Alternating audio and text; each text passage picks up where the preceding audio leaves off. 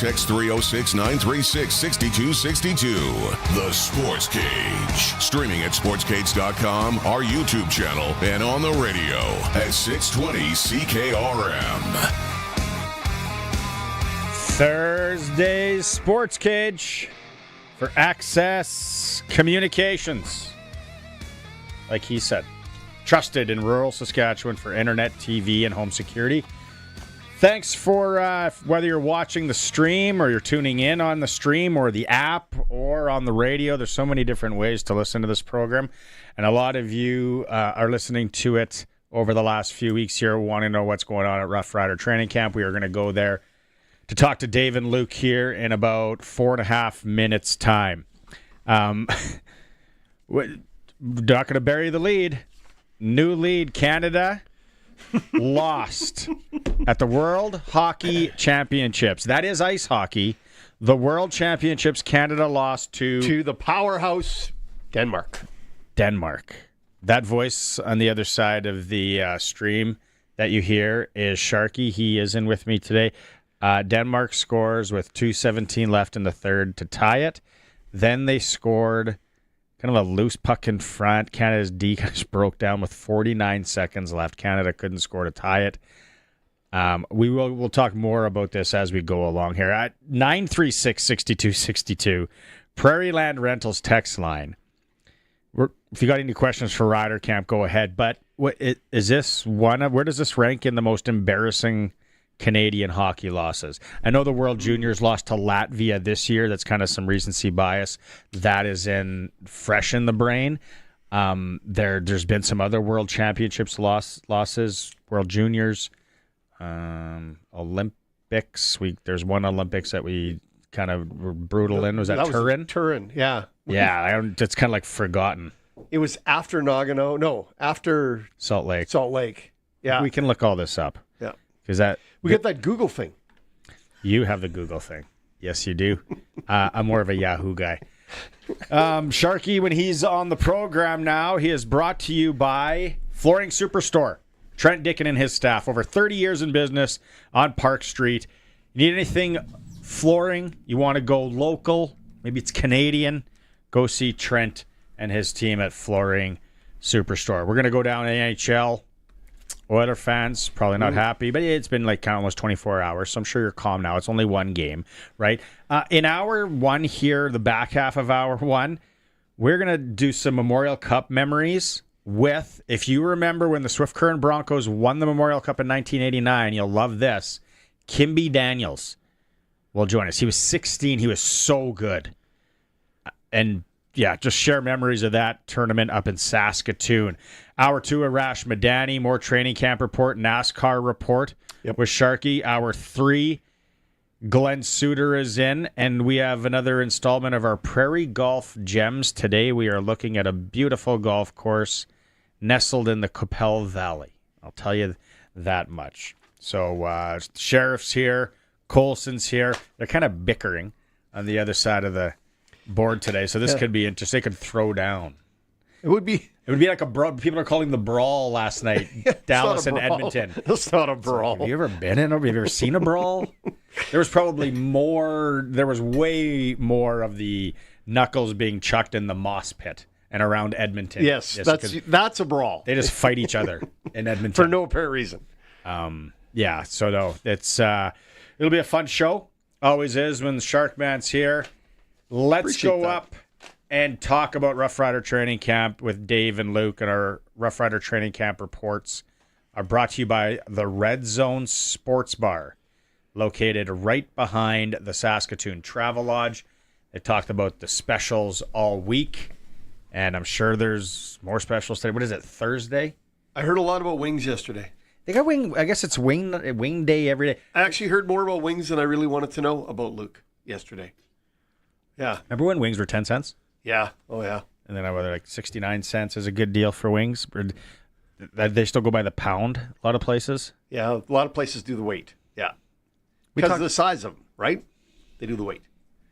Yeah. You get the legs in there instead of just the arms. Right?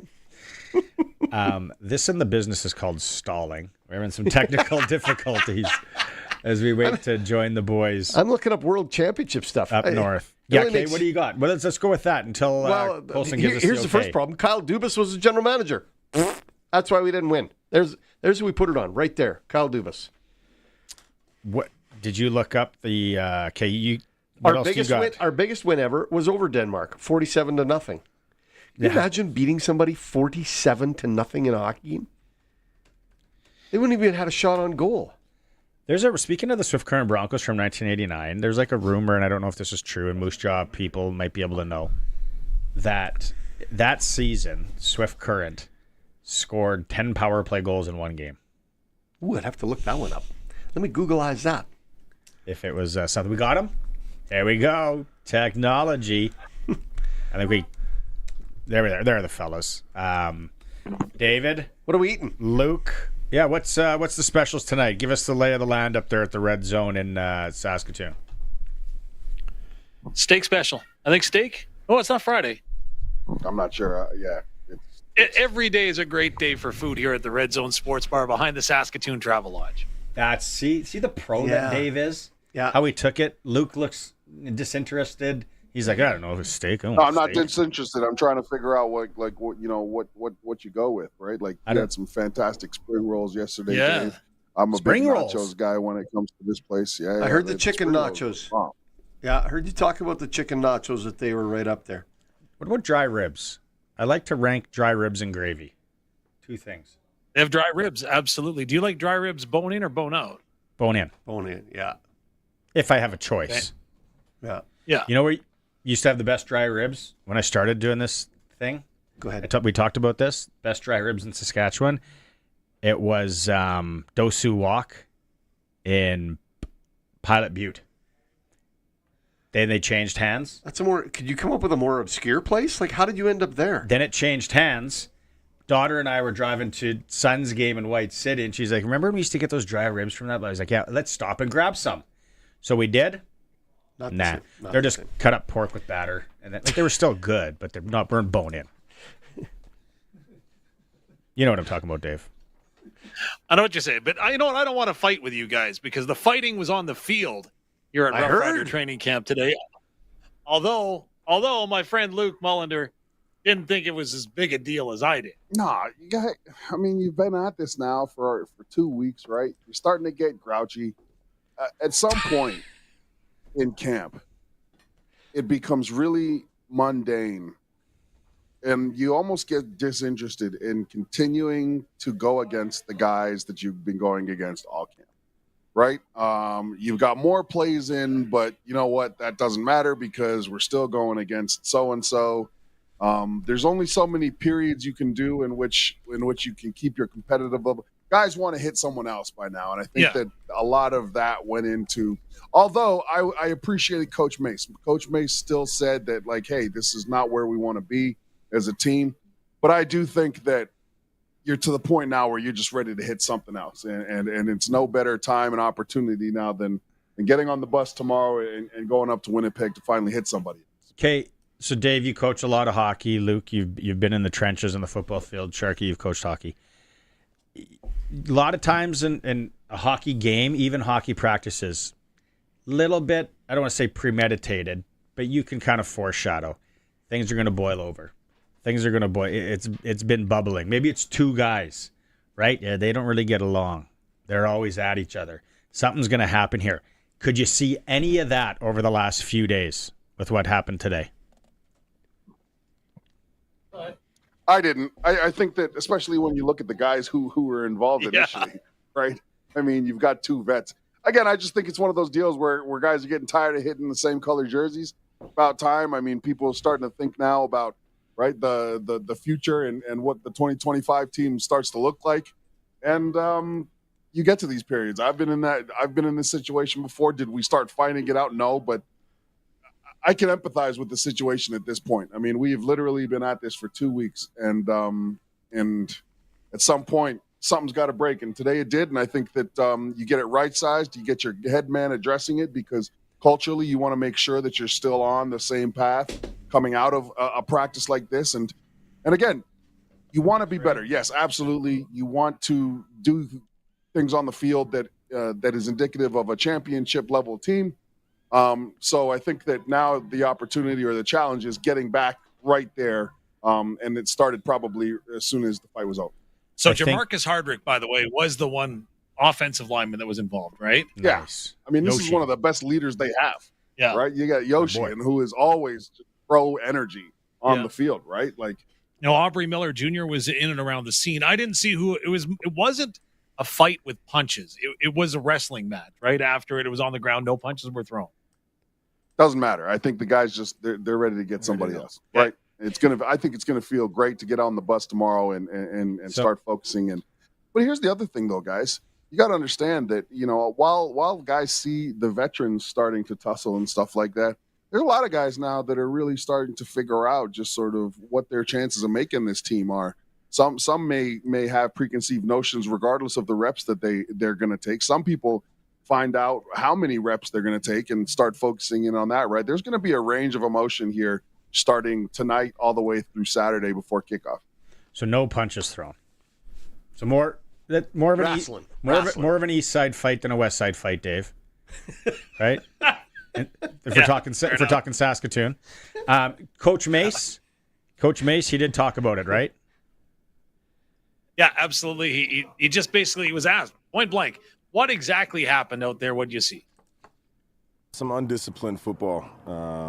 We're trying to get better. What we found is, there's still room for improvement, certainly on the penalty side, and the ones that you can avoid anyway. So,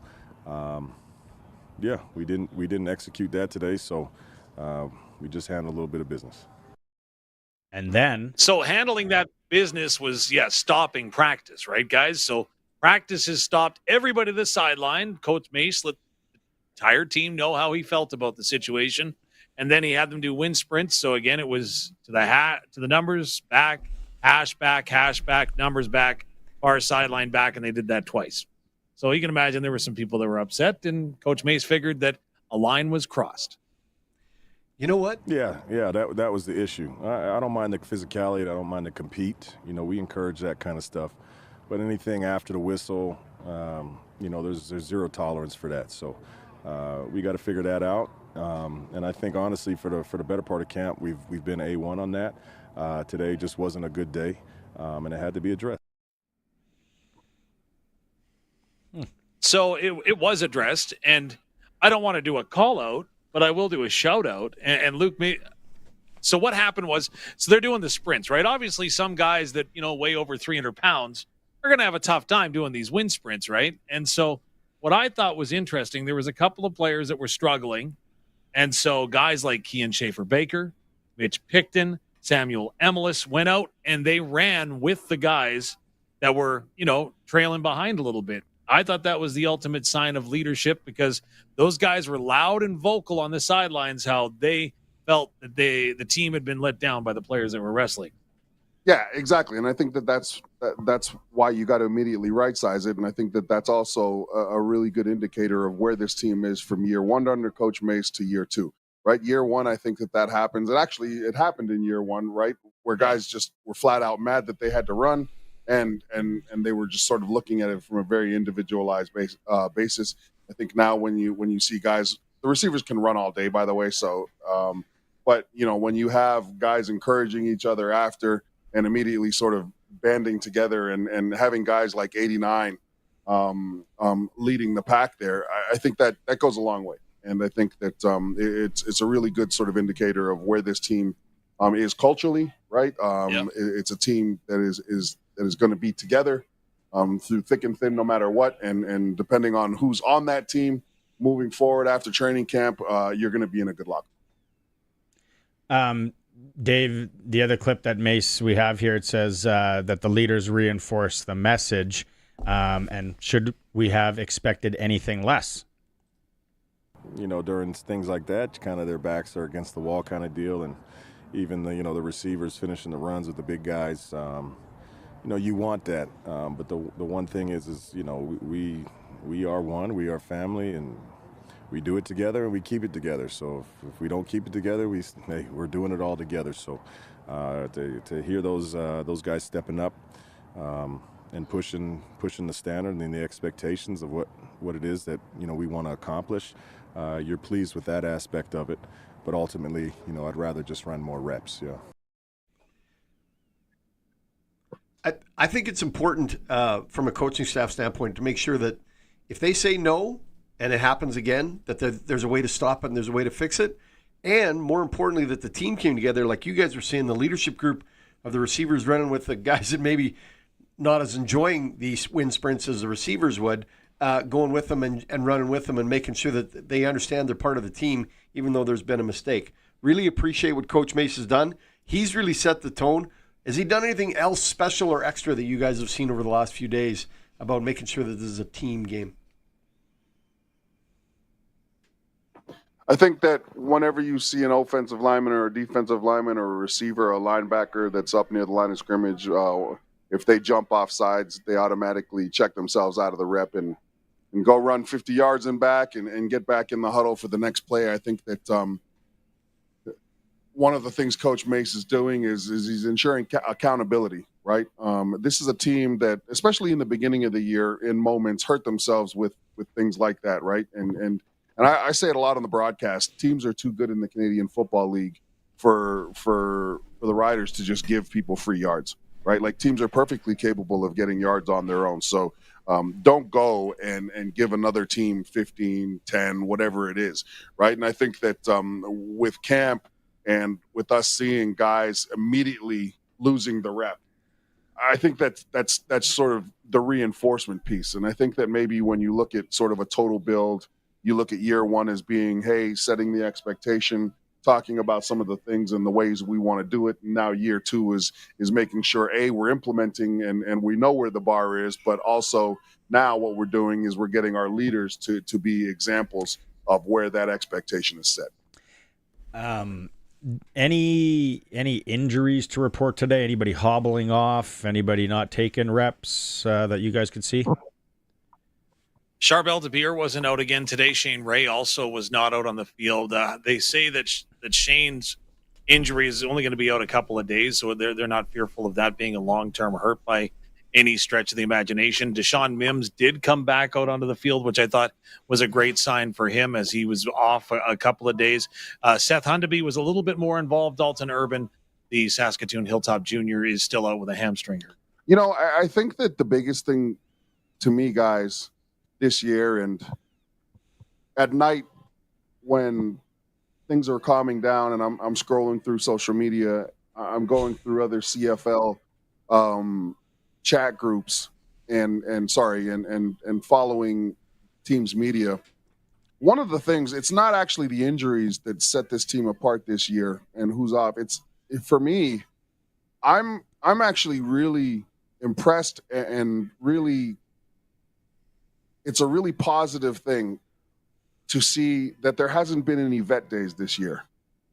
Yeah. I remember sitting up in the media room, 2-3 years ago, being absolutely incensed knowing that there are guys that were being allowed to just take a vet day.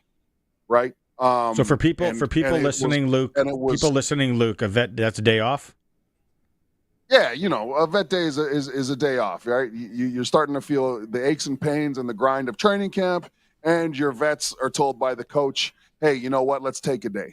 And I get it. That sometimes that's a necessary thing. We call that a Curtis around here.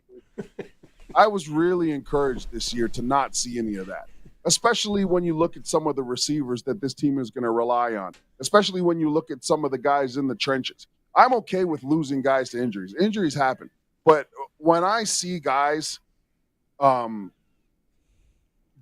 through, when your vets are present from day one all the way through to day 14 or whatever this day is, right? And not take, there's other teams right now where I log on to X, right? And I follow some of the people that are watching these teams and so-and-so's got a vet day. So-and-so seems to be taking the day off. Man, that's fine. Right, you can do that. That's your prerogative. But there's a certain standard I think that this team is trying to set. And all I know is that the best teams that I played on professionally were the ones that prioritized competition and toughness. And I think that I think that this year, I think that the biggest sort of piece that I'm taking out of this camp isn't the injuries to the free agents that we were really excited about. It's actually going and seeing these guys grind it out. It didn't matter who you were, didn't matter what your year was, didn't matter how much money you made this year. You were in there and there were no vet days. And I think that that's going to go a long way in terms of mentality for the 2025 Saskatchewan Roughriders. With the great Ken Miller, then, there were no vet days? No, there were no vet days. The hell would want? Why the hell would we want one? Trying to get to the Grey Cup, right? Yeah. Mm-hmm. There's no vet days on the way to the Grey Cup. Right on. And again, there are successful teams who've won Grey Cups where coaches have given guys vet days. I get that, and I'm not saying that teams that do it are stupid. I'm just saying that I think that it's going to take a certain amount of resiliency and grit for this team to slug their way through the year this year. And the fact that the guys that are responsible for delivering the message about the core, delivering the message about the expectation, to see those guys and the playmakers go through the entire camp. I remember being in camp when guys were getting vet days and everybody noticed it, right? You joke around about it, but at the same time, you were like, right? I'm glad they approached this way this year. All right. Good stuff, boys. Hour 2, we're going to look at quarterback play and receivers as well. And we're going to hear from Daniel Wiebe. All right. Talk to you guys in a few. See you in a bit. Yeah. Our order will be here soon. There it is. Ding, ding, ding. Chalk it up on the big board. Yeah, we got to go, man. The spring rolls over. Cut it short. Training camp reports with the fellas are brought to you by the Red Zone Sports Bar in Saskatoon, located right behind the Travel Lodge. Food sounds amazing. I know the next time I'm in Saskatoon, I might have to go. Yeah, I might have to sneak in and try a few things. All right, break time here. Keep the questions coming. If you got any for Glenn, Arash, any of the guests coming up, or Kimby Daniels. Swift Current fans. Swift Current 89 Mem Cup. By the way, looked it up. 10 power play goals against Moose Jaw January 17th. Yeah, really? Yeah, beat him 11-3 with 10 on the power play. It is a Sports Cage. We're streaming at sportscage.com. Hammer the like and subscribe button. And as always, on the home of the Saskatchewan Roughriders, 620 CKRM. This is Country Gold with Steve Harmon, your home for the country hits of the 80s, 90s, and 2000s. Hello, I'm Steve Harmon, inviting you to join me for Country Gold. Each week we play country favorites from the 80s, 90s, and 2000s, and we check in with the stars who made them, too. This weekend on Country Gold. Country Gold, brought to you by Trent Dickin and his experienced team at Flooring Superstore. Saturday mornings at 6 and Sunday afternoons at 4 on the voice of Saskatchewan, 620 CKRM. 620 CKRM on location. Well, good afternoon. It's Cody Glyden broadcasting from the Assiniboia Spring Fever Lotto. Donald up at Buena Vista. Hey, good luck to you. Your name is into the draw for a chance to win the $150,000. Now, this lottery over the years has done a lot of great things. It's made a lot of people happy, but it's also helped fundraise for the brand new Southland Co-op Center that opened up just a couple of years ago here in Assiniboia. Absolutely beautiful facility. If you've had kids or grandkids play down here in Assiniboia, you know what I'm talking about. And if you haven't had a chance to check out the Southland Co-op Center, come on down here, take a look at how impressive this facility is. And it's all because of people like you who have called in over the years and said, I'd like to have a shot at winning $150,000. This time around, they're fundraising for a new Zamboni. And if you'd like to help them out, give them a call right now. Tickets $100 each. 1-888-289-3276. 1-888-289-3276. The Tire Stewardship of Saskatchewan and your local tire retailers are committed to environmental responsibility by recycling your used tires. The spring tire changeover season is a busy time. You often need replacement tires, and Saskatchewan retailers can help you recycle your used tires. With drop-off locations around the province, find your closest return to retailer at tssk.ca to see how you, your retailer, and the Tire Stewardship of Saskatchewan can recycle your used tires.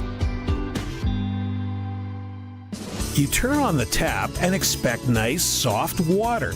But who can you trust to be sure it'll be there? Reliance Heath Water Heater Rentals. That's who. Call them today to ask about an exceptional limited-time offer on water softener rentals. Remember, they offer North Star water softeners, providing peace of mind from someone you trust. Reliance Heath Water Heater Rentals. Call 522-5866.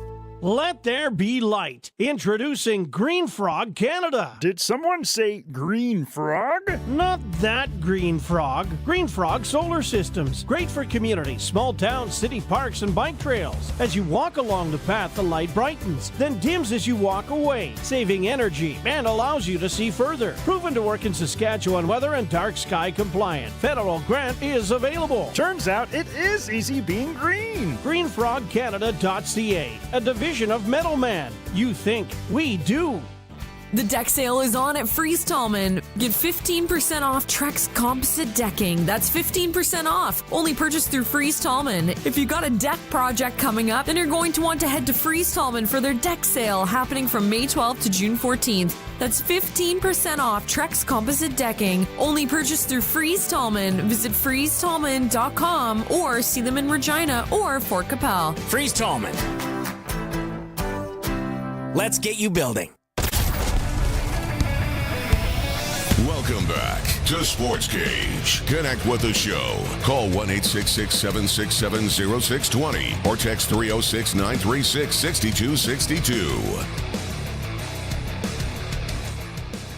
If you're just joining us and you're a fan of Canadian ice hockey, turn the TV off. We lost to Denmark, of all teams, at the World Championships. We had a good team. Jordan, the other thing too, Jordan Binnington had to make some really good saves in the third period. He did. Like who? I was trying to write down some of the names from the Denmark team. Glovgesser and Mogeiser and all, like there's a couple of Svens. Ehlers made the trek over. Yeah. Winnipeg Jet fans. He was able to find his way to Sweden for this. But they scored with 2:17 left in the third to tie it, and then they scored with 49 seconds left for the winner. Canada couldn't tie it up, so they move on. They had one player that they talked about when he played minor pro, the Denmark, a couple of years ago. Who was it? He's 6'7". Okay. And when he was playing minor pro, he was 6'7", 258. Ooh, that's big. How do your rivets stay in your skates when you're that big? They don't. You got to get different wheels. Kind of ankle support you're running there? Getting taped up before every game? Yeah. Yeah. Canada loses to Denmark. They are out of the World Championship. We had like Crosby there. We had McKinnon, O'Reilly, Shen. Binnington was good. Yeah. It was a big send-off for Fleury. Big send-off for... that's too bad. Yeah. But, hey, we ain't as good as we once was. Is it Heineken or Lowenbrau in Denmark? I think it's Heineken. Or Carlsberg?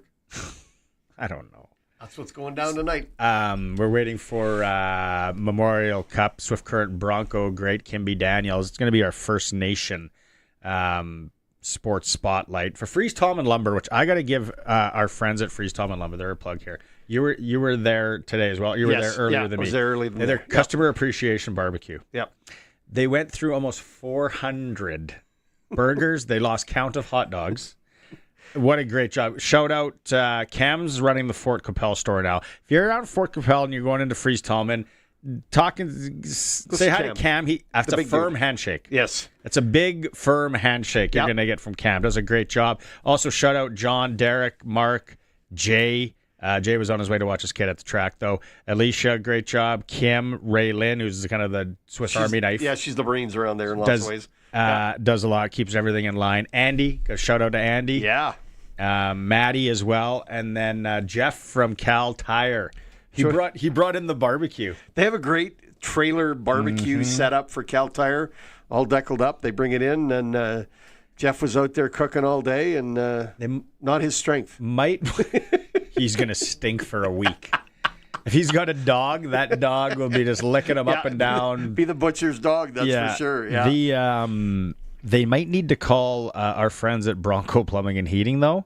They get some issue with the propane line, gas line there. But that thing is tricked out. Oh, it is. It's a pretty cool unit. If you're having a big staff barbecue and you want something special, call Jeff at Cal Tire. What are you supposed to say that? No. There's lots of people I know they're listening. Yeah. I don't think he wants to just be hauling that. Now he's going to get calls. Can you bring it to Ituna on Sunday? Sharky said you'd bring it out. I bet you if you buy enough tires. Yeah. But yeah, Freeze Tallman lumber. Pretty Great cool. job. They do that for all their customers and invite them out. And it's not like they do it like tell you the day before. They've been advertising that all month that they were having this barbecue for. A lot of businesses are doing it. It's kind of the season. It's barbecue season. It's a good time to do it. Yeah. You got to just play the weather though, because we've had so much rain. Oh. Yeah, but today would have been a nice day out there. And did I hear this correctly? Maybe the sheriff can fact check this. Is the city isn't spraying as much this year for mosquitoes, or they've really scaled it back? I've read they've scaled back due to the fact that a later start to the wet season, they're saying. Did you buy that? No, I don't. And if there's one thing I'd like the city to do is keep the number of mosquitoes down. I don't want to be called Winnipeg West. I don't know if we got it that much better than them, bro, when it comes to that. But with all this rain and how wet it is, and now when it gets hot, and they were starting to get bad before. If they're going to pop like crazy right now. Yeah. It's going to be intense. The next week's going to be Bug City. All right. Freeze Tallman, lots of love. Let's go. It is Freeze Tallman Indigenous Spotlight. Also, we're going out on the Western Pizza Guest Hotline. Perfect night for Western Pizza. Kimby Daniels, former Swift Current Bronco, won the Memorial Cup in 1989. Kimby, my friend, it's been a while. Thanks for doing this. First off, you got to give people, you got to let them know where you are and what you're doing these days. Well, right now I'm somewhere in Alaska, pulled off the road. I did a little bit of misplanning. I was thought I was going to be home for this call, but I ended up buying something off Facebook Marketplace, so I had to drive an hour and a half each way to pick it up. So I just picked it up, and now I'm back on one of the main highways. So at least I'm somewhat in part of civilization. Because you live in Alaska now, live and work, and your family's all up there. Yeah, I've been here since I came up here to play 25 years ago, I guess it's been. So just haven't left. A lot like Canada, so really no reason to leave. So, Kimmy, we were looking up a stat earlier. 1989, January, in Moose Jaw, Swift Current Broncos win 11-3 with 10 power play goals. Do you happen to remember that, and how many did you have? I didn't have any. At that time, I mean, the game was so lopsided in our power play. I mean, I think just got sick of putting them out there. So at that time, I was still not playing on the power play, and so I think we got kind of the last one or two opportunities. But the way that game unfolded, it was so Moose Jaw was so rough and dirty and just taking blatant penalties that.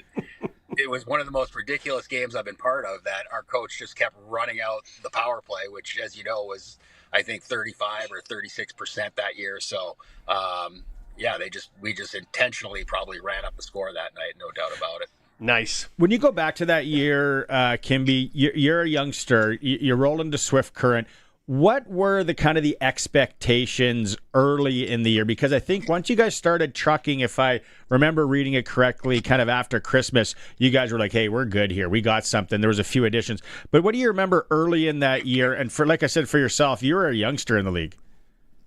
Yeah, I didn't really know a lot going into that season, even though I followed the Western League. Swift Current was relatively new, just 2 years in the league, so they hadn't really established that they were a powerhouse or anything. But, with all the returning older players we had, and, I guess we expected to be good, but I had no idea how good. For me, it was a bit of a struggle because I really didn't play much until after Christmas, right before Christmas, when a couple of the players went to play in the World Juniors, and we had some injuries. So, but I know we started the season, I think we had won 13 or 14 straight.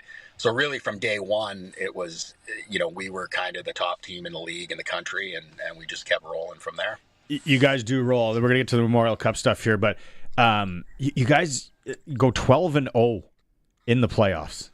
Yeah. Yeah, that was, I mean, as fun and I don't want to say easy as the regular season was, the playoffs were easy. And it almost, when we got to the Memorial Cup, it was almost like we thought it was going to be that easy, and it wasn't. We didn't play our best hockey, but I mean, at no point in any series that we played in the Western Hockey League were we, I mean, I don't even know if we were down at any point in any series, but the games were just, for the most part, weren't very close, and we just rolled through it. And I think when we got to the Memorial Cup, we thought maybe it would be the same way, but we had a few hiccups, but managed to overcome them.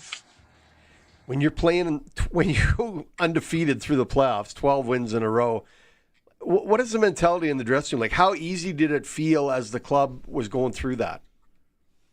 Well, we had a pretty loose hockey team. I mean, our older players, our leaders, guys like Sheldon Kennedy, I mean, the Kruger brothers, they were hilarious. Like, I mean, we were tied at 3 in the Memorial Cup final, and in that intermission, I remember Kennedy, he combed his hair. He had long hair. He combed it all straight and forward, and I think he threw somebody's tie on, and he's running around being a clown. And this is in the intermission going into overtime to win or lose a Memorial Cup. And that just would sum up our team. I mean, there was no panic point at all for us during the season, but we had a lot of characters and a fun team. And obviously you spent a lot of time in the dressing room, and you definitely had a fun dressing room. You started the tournament with a 6-4 win over Ty Domi and Mike Ricci and the Peterborough Petes, and then you slipped by Laval. Patrice Brisebois was on that team, 6-5. Then your first loss, which must have felt like first loss in months, was the last round robin game, 5-4 to Saskatoon. So then Peterborough Laval played the tiebreaker. You guys played Peterborough in, I guess, the semi, hammered them 6-2. But like you said, and if you go back and online, you listen to some of the guys, Tim Tisdale talk and Kennedy and all that. Like you talked, Kimby, you guys didn't play that good in the Memorial Cup as a team. Was it just maybe Laval, Peterborough not knowing, or could you put your finger on why you guys didn't play great in that tourney? Not really. We were healthy, but the only thing I could maybe think of is maybe fatigue. I mean, we really only played 9 forwards and 4D, and then of course Kruger played all the games. So that would be the only thing I could think of. But, you're also playing 2 teams in Laval and Peterborough that we hadn't played all year and we didn't know a lot about. So maybe there was a bit of, an unknown factor there. But, we managed to score 6 goals in every game except for when we played Saskatoon. So, defensively, it was more we were just sloppy defensively and not as crisp offensively, even though we scored 6 goals in those games. But, when we got to playing Saskatoon, when we lost in that round robin, it was kind of shocking. But, we just knew we'd had to win one more game to get in the final to get another crack at them. So we just put that one behind us. Trevor Kruger, when you watched, and you can go watch the game because it was one of the first Memorial Cup finals televised. Televised, yeah. Still out there. Like Trevor Kruger in net, Kimby, let's be honest. There are street hockey goalies playing right now in Swift Current or Alaska that have more gear that look bigger than him in net. Like, it's hard to believe what he did in that small stature with no equipment. And could he move the puck? Oh, he was great. I guess maybe when I say we played 4D, it would be 5 because he was pretty much a fifth defenseman.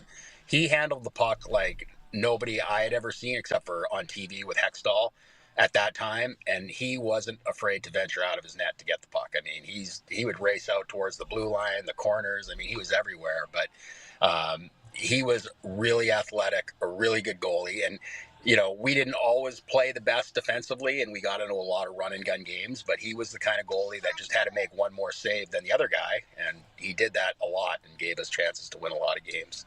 In that final, you score, right? Do you come down the left side and bury one on Greenlay? Yeah, that was just, I tell people if you watch it real closely, like it was icing, and they waved it off. I don't know why they waved it off. It looked like Kruger did touch it, but the linesman waved it off, and it took me a long time to enter the camera because I was kind of yelling and mother effing on the way back, and then all of a sudden I realized, they blew it down, so I had to get back in our zone to play and defend, and we just kind of stole the puck and away we went and scored off a rush. And goals were hard to come by in that game. We had a lot of great chances, but Greenway was pretty good. Any other special memories that you have of that run and that Memorial Cup year, outside of Sheldon Kennedy combing his head over in the intermission, that would be of interest to the listeners, especially here in Swift Current? Well, you brought up the one game in Moose Jaw, which is unique. I mean, to be part of that game, even though I wasn't a big contributor on the power play at that time, was just great to watch. And then we had another game in Medicine Hat where we were down 7-1 after 2 periods, and our coach did not let us go into the dressing room for the second intermission. We sat out on the bench.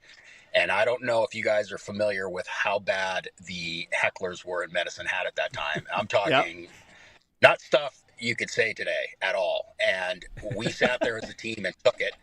And we ended up coming back, tying the game. I think Trevor's brother Darren scored with under a minute left to tie it at 7. And then we went into overtime and won like a minute into overtime. And, when we left the ice, you could imagine what our emotions were passing the fans that were still there that had to stick that out. So that was probably, along with the Moose Jaw game, the most memorable game that I had that year. What was the celebration like after the Memorial Cup? I just saw the picture because it was like, however many years ago last year, and it's like the old Memorial Cup pictures where someone wins a TV and it's on the ice with the team.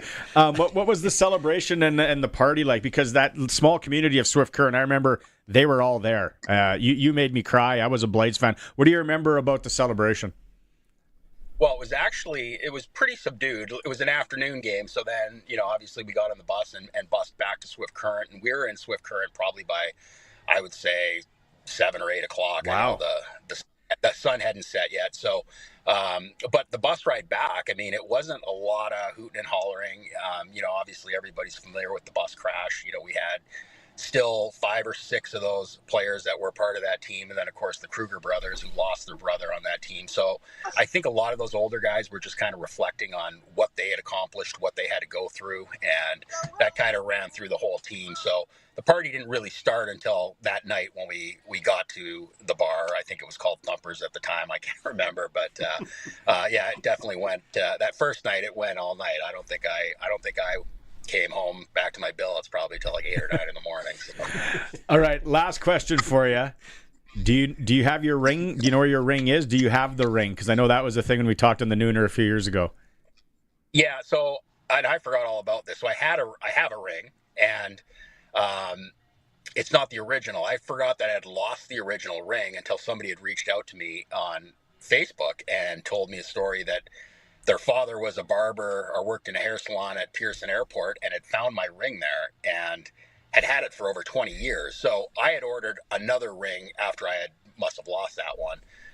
And I forgot all about that whole thing until she reached out to me and told me that she had this ring that her dad's had for 20 some years. So now I have 2, the original and the replica. But it's funny that I've won a few more over the years. And then of course you see the bling that they have now. I mean, mine looks like like a little wedding band compared to what they're rocking today. So, but it's still definitely a nice ring. I like the colors on it. So, if I lose one, I'll still have a backup. You can put it on Facebook Marketplace. Yeah. Right? Kimby, it's always a pleasure to catch up with you, man. You're one of my favorites back in the day, and thanks for making some time today and reflecting and going through this. Awesome. Thanks for having me, guys. Enjoy your weekend. You too. Take care. Kimby Daniels for Fries Tallman Lumber in Fort Capel and Regina. Trek decking sale on right now, by the way. There is, yes. Or composite decking, sale. Yeah. If you're thinking of that for your house, cabin, whatever, Fries Tallman, Fort Capel, and Regina. Yeah. Go get it. It's worth it. Oh, man. Good stories. Made me cry. Saskatoon Blades fan. You know that Dave Strush was on that Blades team? I think he was 16. Really? Scott Sissons, Darren Bader, Jason Christie. I can go down. Yeah. Mike Greenley was in that. Yeah, that was good. Let's go to a quick break here. Come back with the ticker. It is the Sports Cage on the home of sports in Saskatchewan, 620 CKRM. 620 CKRM on location. Well, hi there. It's Cody Glyden broadcasting from the Assiniboia Spring Fever Lotto. Cheryl in Gravelburg gave us a call. Hey, Cheryl, thank you so much for the phone call, and thank you for supporting the Assiniboia Spring Fever Lotto. Your ticket is into the draw drum for that $150,000. Or maybe Cheryl wants the airplane. Maybe she'll say, no, I don't want the $150,000. I don't know if Cheryl's a pilot or not, but there is that airplane option. There's also the vehicle package. If you don't want that, you can take the New Holland Farm Pack or the Case IH Farm Pack or the John Deere Ranch Pack, which is that John Deere Gator, a compact utility tractor, Frontier rotary cutter, a rotary tiller, and a commercial snowblower, and it comes with a Rotarian. No, I'm kidding, it doesn't. But you know what? It does come with a lot of great attachments, and there are cash options with every single prize. 54 chances to win at 1-888-289-3276. 1-888-289-3276. Sask Lotteries has 50 years of winning behind us. And you know what that means? Lots of winning numbers. Numbers like over 1,200 organizations funded and 12,000 plus groups supported. $6 million given away annually in community grants. And the winningest number of all? $1.4 billion given back to the people of Saskatchewan through sport, culture, and recreation. And we're just getting started. Help us grow the next 50. Learn more at sasklotteries.ca. For the leanest, meanest prices in the crop input industry, call Johnston's Grain. Johnston's offer the best prices in Western Canada on a huge range of products, including seed treatments, inoculants, glyphosate, pre-burn tank mixes, in-crop herbicides and insecticides, fungicides, plant growth stimulants, water conditioners, desiccants, and more. Johnston's has low overhead and top-notch logistics so they can deliver products at ultra-competitive prices. Call 844-324-7778 and ask to speak to an agronomist. Get the most out of every nice day with Bass Pro Shops and Cabela's Countdown to Summer Sale. Keep the pests away at the campsite or the cabin with up to 25% off select Thermacell mosquito repellents. And stay comfortable on the trail with Ascend apparel that keeps you dry and protects you from the sun. Select items now 30% off.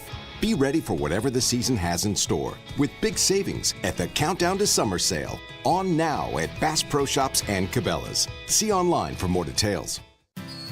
If you have a garage door that's running a little rough, you should really have Busy Bee Doors, the garage door specialists, come out and repair it. Or it may need to be replaced altogether. Yeah, just call Busy Bee Doors, the local experts who have been in the business for many, many years, because they can fix or replace any commercial or garage door. Honey, calling Busy Bee. Good idea. Busy Bee Doors, the garage door specialists.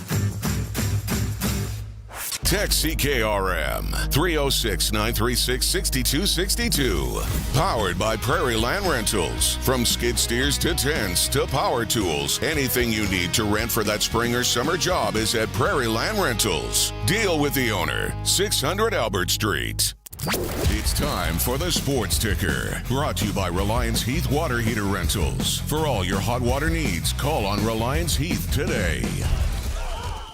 There was a wrestling match at Rider Training Camp. We were told in hour one. We're going to get more on that with Luke and Dave later as we head back up to Rough Rider Training Camp and they get ready for the Bombers on Saturday. Canada loses to Denmark at the World Hockey Championships. The Danes scored at 2:17 left and then 49 seconds left to take the lead. Binnington was solid for Canada, but they are now kaput. They are out.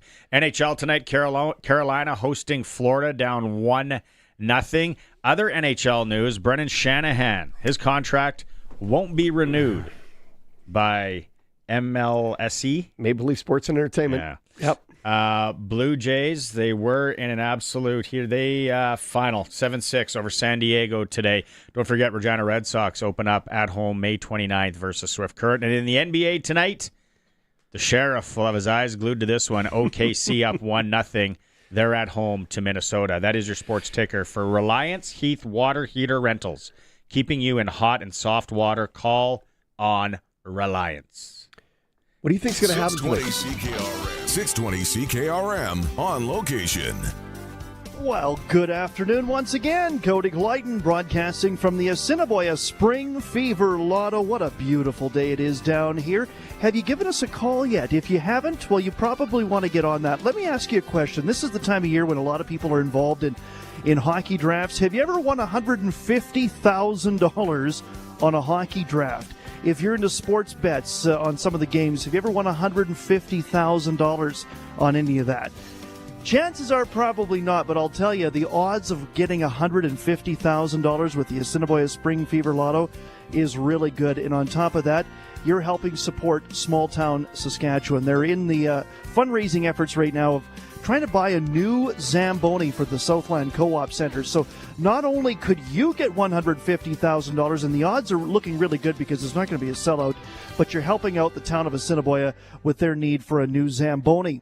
Tickets $100 each, that 50-50 up over $70,000. 1-888-289-3276. 1-888-289-3276. From the SAS Today newsroom, here's what's making news in Saskatchewan. Canada Post could be behind picket lines, and snail mail will be even slower if the union goes on strike at the end of this week. SAS Today's team of local journalists are on the ground focusing on local topics that matter to you. Sign up for our daily news digest, making the news even easier to access. SAStoday.ca. Everybody has a story. From Harvard Media, everywhere. When you're on the road, don't forget you can fuel up 24 hours a day at Arcola Co-op. Their card lock also now accepts Visa and MasterCard. You don't have to be a card lock member to access regular gas and premium diesel 24 hours a day. Enjoy the convenience of avoiding lineups at the regular pumps and feel secure knowing you can fuel up anytime, day or night. Get both premium diesel and regular fuel using your Visa or MasterCard 24 hours a day at Arcola Co-op. Arcola Co-op, you're at home here. 620 CKRM and Tri-Hall Self-Unloading Bale Movers present the CCA Pilot Butte Rodeo, June 13th to 15th. Fridays free, accepting donations for MS. Rodeo slack at 6, then Caitlin Crusaders bronc match. Saturday, heavy horse pull at 9:30, parade at 10. Saturday and Sunday, chariots at 11, rodeo at 12:30, followed by chuck wagons. And Saturday, Bud Light Cabaret, with Third Degree Burns and from Mexico, the Gecko Band. Tickets at the Tap, Cross Country Foods in Balgoni, Pilot Butte Domo, and Ice House Liquor Store in White City. When you have a big job on the go this spring and summer, always head to Prairieland Rental for everything from chainsaws and trenchers to aerators and packers to pressure washers and chippers to grinders and power tools. You'll get everything done with equipment just from Prairieland. You won't need to go anywhere else. And at Prairieland, you deal directly with the owner. They appreciate your local business, and they've got everything you need for your projects. They'll even deliver big equipment. Prairieland Rental, 600 Albert Street, prairielandrental.com. You say move, and your cows say you tell them your water is right over there, and they say you can't convince a cow to move to the water, so move the water to the cows with the Keln Solar Livestock Watering System. With the Keln Solar Livestock Watering System, you can put your pump pretty much anywhere without the cost of hooking up to the grid. Learn more about the Keln Solar Livestock Watering System at kelnsolar.com. Keln Solar, we move water. This is Sportscage. Watch our live stream at sportscage.com and on the radio at 620 CKRM. A couple of quick text messages here on the Prairieland Rentals text line from Curtis. He said, the reason for losing to Denmark, we've gotten soft. That's what happens when you turn the game into pansy-style rec game. Yeah, no, but the refs are going to call anything like that. I think that over there, Denmark had a great game plan against us. They just hung around. And they have some skill. They do. Jay, love the Kimby Daniels interview. Great job, guys. Thank you. Thank you. What do you think tonight? Can Carolina come back from the bullying they got by Florida in game one? Florida basically said, get out of our way. You're a nuisance. Go sit down. We're going to win this, and you're a problem. I think Carolina pushes back tonight. You do? Yeah, they had a lot of scoring chances early. They got to bury some of them. They got to get Nebraska. Well, you know, nobody's chased Bobrovsky that I can remember in the last three playoffs. I don't see it happening now.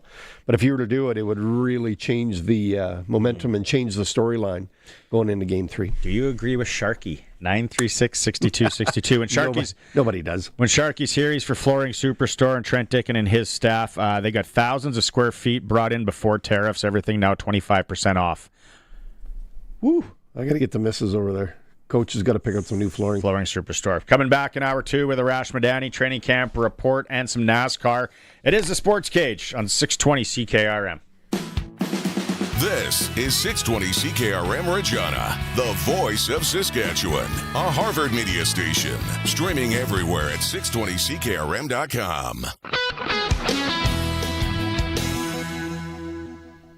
It's 4 o'clock. Good afternoon. I'm Corey Atkinson from the SaskToday.ca newsroom with your 620 CKRM News. The opposition NDP says White City's fast-growing population makes a new high school and another elementary school urgent. Councillor Shanaz Sultana pointed out that over a quarter of residents are under 15 and that the town's population has jumped more than 23% in 5 years. She stressed that even if a school is approved now, it won't open for several years. Sultana and the NDP say the province must act now to prevent more overcrowding and help the community keep up with growth. Seeding in Saskatchewan is nearly 3/4 finished, according to the province's weekly crop report. The latest crop report says 72% of crops have been planted now, up 23% from last week. While progress is slower due to rain delays in southern and eastern areas, it's still well ahead of the 5- and 10-year averages. The southwest leads the province at 89% seeded. The northwest and west central areas follow at 81%. Meanwhile, the southeast and east central regions are behind at 63% and 58% respectively. Canada Post is pushing for an urgent resolution as a strike deadline nears. The company says it's ready to resume bargaining with a mediator at the table as it waits for the union representing thousands of its workers to respond to its latest offers. The union has already identified a number of areas where the offers disappoint, namely on wages and cost of living adjustments. If an agreement isn't reached, postal workers will walk off the job starting at midnight. Canada's finance minister says he and his G7 colleagues had frank and productive discussions during this week's summit in Banff, Alberta. Francois-Philippe Champagne says they agreed on a report that emphasizes the importance of unity in the face of global challenges. We had constructive, productive, and informative discussion, which has led to a communiqué and a renewed sense of action that we're going to take collectively and that we're going to work from now to our next meeting. Champagne says leaders found common ground on many topics, including tackling financial crime and supporting Ukraine. Former Canadian Defence Minister David Pratt says Canada signing on to U.S. President Donald Trump's Golden Dome missile defense project could fix past mistakes that Ottawa made. He says it was a mistake in 2005 for the Paul Martin government to decline to join the George Bush administration's ballistic missile defense program, and this could be an opportunity for Canada to correct that error. Right now, if there was, a missile attack on Canada, we would have absolutely no defenses for that. And so this is a step in the right direction in terms of defense and security and protecting Canadian sovereignty as well. Prime Minister Mark Carney said yesterday that Canada may be interested in making investments into Trump's Golden Dome, but many of the specifics about the space-based defense shield remain unclear. And a private jet crashed into military housing in San Diego during foggy weather early this morning, igniting cars parked along a suburban neighborhood block and killing multiple people on board the plane. San Diego Police Lieutenant Travis Easter also updated reporters on the number of casualties in the crash, but it's not fully known how many of these fatalities were on board the airplane. Confirmed 2 dead and 8 injured at this time. We've lost 2 souls. San Diego officials haven't released details about the plane, but said it was a flight from the U.S. Midwest. That was your 620 CKRM News. Read more stories from around your community and around the province at sasktoday.ca and 620CKRM.com. Your weather is next. Another one bites the dust? What a weird saying. Are they swallowing the dust? And why is it so dusty in the first place? So many questions, but what I don't question is where I get my tires. When your vehicle needs the right tires, see your local Cooper tire dealer. Your local Cooper tire dealer carries Cooper Cobra Instinct tires. They bring your car to a shorter stop on wet roads and have decisive maneuvering and sporty performance. Dust yourself off and ask your local Cooper tire dealer about Cooper Cobra Instinct tires today. Truck Month has been extended at Capital Ford Lincoln.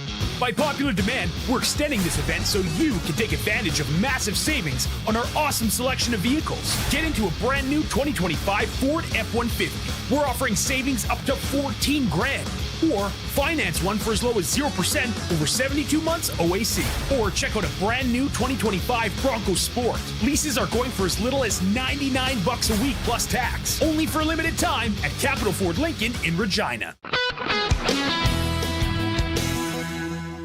Weather brought to you by Line X Regina. Serious protection, killer looks. 1865 McCarra Street. Weather tonight mainly clear and a low down to 5 degrees. Tomorrow mostly sunny and a high of 18. Tomorrow night mainly clear, low down to 5 again. Saturday looking at partly sunny skies and a high up to 18. Sunday mostly sunny and a high of 20. And to start the week on Monday mostly sunny and a high of 22. When you want the best for your truck, you want Line X. Your truck has withstood the harshest elements Saskatchewan has thrown at it. Rocks, gravel, rain, sleet, and snow, and left with no chips, no rust. Line X protective coating keeps your truck's bed liners, rocker panels, and bumpers looking like brand new. Don't settle for Brand X. Go with Line X. It's serious protection. Come see why everybody loves taking their truck to Line X Regina for their rocker panels, bumpers, and more. Line X. Make your truck complete. 1865 McCarra Street. Hey, we're Harvard Media. A few times a year, we love to get together with our favorite businesses and throw a good old-fashioned classic auction.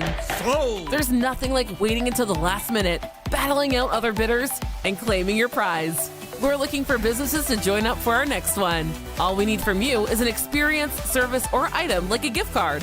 In return, we'll serve you up a top-tier ad campaign. No cash needed. This is a trade deal. Check out harvardmedia.com for info. Terms and conditions apply.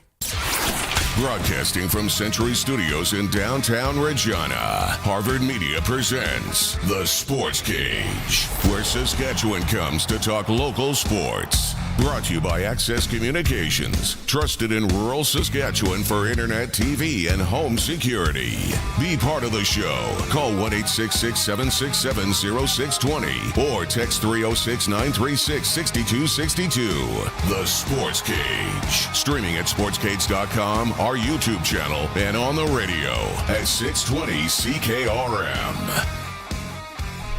Hour 2. We're going up to training camp at about 25 past the hour. A little NASCAR report later. You know what I forgot to talk about? Go ahead. It's been well documented on the show that you have a small gambling problem. No, I don't have a problem. I just like to sprinkle. Okay. And I have been taking it on the chin, on both chins. But last night, things turned around. It was a big night for Sheriff. How it started was... Okay. And I know Arash is probably listening to this before I bring him on. How it starts was... I remember how on the show yesterday, I just couldn't figure out what to play on that game last night. Yeah. I'm looking at guys scoring goals. I did have Wyatt Johnson to have 2 points, which was a long shot at his little unit. And then I'm like, nope, you know what? I'm going to take Dallas minus 1.5. Now, keep in mind, the Oilers are all over them after 2 periods. They're up 3-1. I actually stopped watching. My daughter goes, did you bet on this game? Actually, my son did. I said, yep. Don't want to talk about it. Just a little one. Well, while he says that, I'm like, you know what? I'm throwing a half a unit on the Stars to come back. Why not at this point? You stink. Nothing's going your way. Put a little unit. I've been betting the opposite of you for the last month. For the Stars to come back. So then it was a final 5-2? 6-2. 6-3, wasn't it? 6-3. Yeah. Anyways, they cover the 1.5 on the original dabble, and then they give me the comeback. So I am back in the game, boys. So start playing your odds now. Before I was betting whatever you did the opposite. I might not touch tonight's game, though, because I'll be at the rink. Big inaugural game for the Pigeons. So that's the story. I'm back in the game. I'm feeling good. Let's talk to Arash. It's time to go coast to coast with Arash Madani for Smart Investing Solutions. Be smart with your money. Call Brian Gawley at Smart Investing Solutions, 546-2533.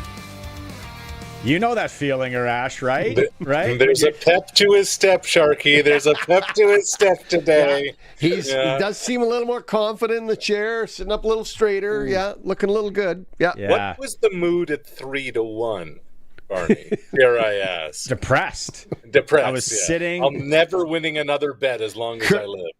When the boy asks me that, I am depressed, laying down on the one couch in the living room upstairs, wrapped up in an Afghan, just a shell of myself. Yep. But today, look at me. Things are good. Things are good. It's all coming up, Barney, today. You know what what are I'm you betting game 2? I don't know. You know what I didn't? You know what I'm glad I didn't wager today? What's that? Canada, Denmark. How embarrassing! I didn't have being outshot 22-10 in the third period in the bingo card. I didn't have a 2-1 loss with this. This seemed to be as good a Canadian team at a Worlds. Crosby, McKinnon, Binnington between the pipes. I mean, look, Nick Ehlers just got off the plane after the Jets lost, and look at the celebration. If you're watching the stream, this is an event that's on my bucket list. If Mrs. S is listening, I have to go to this event.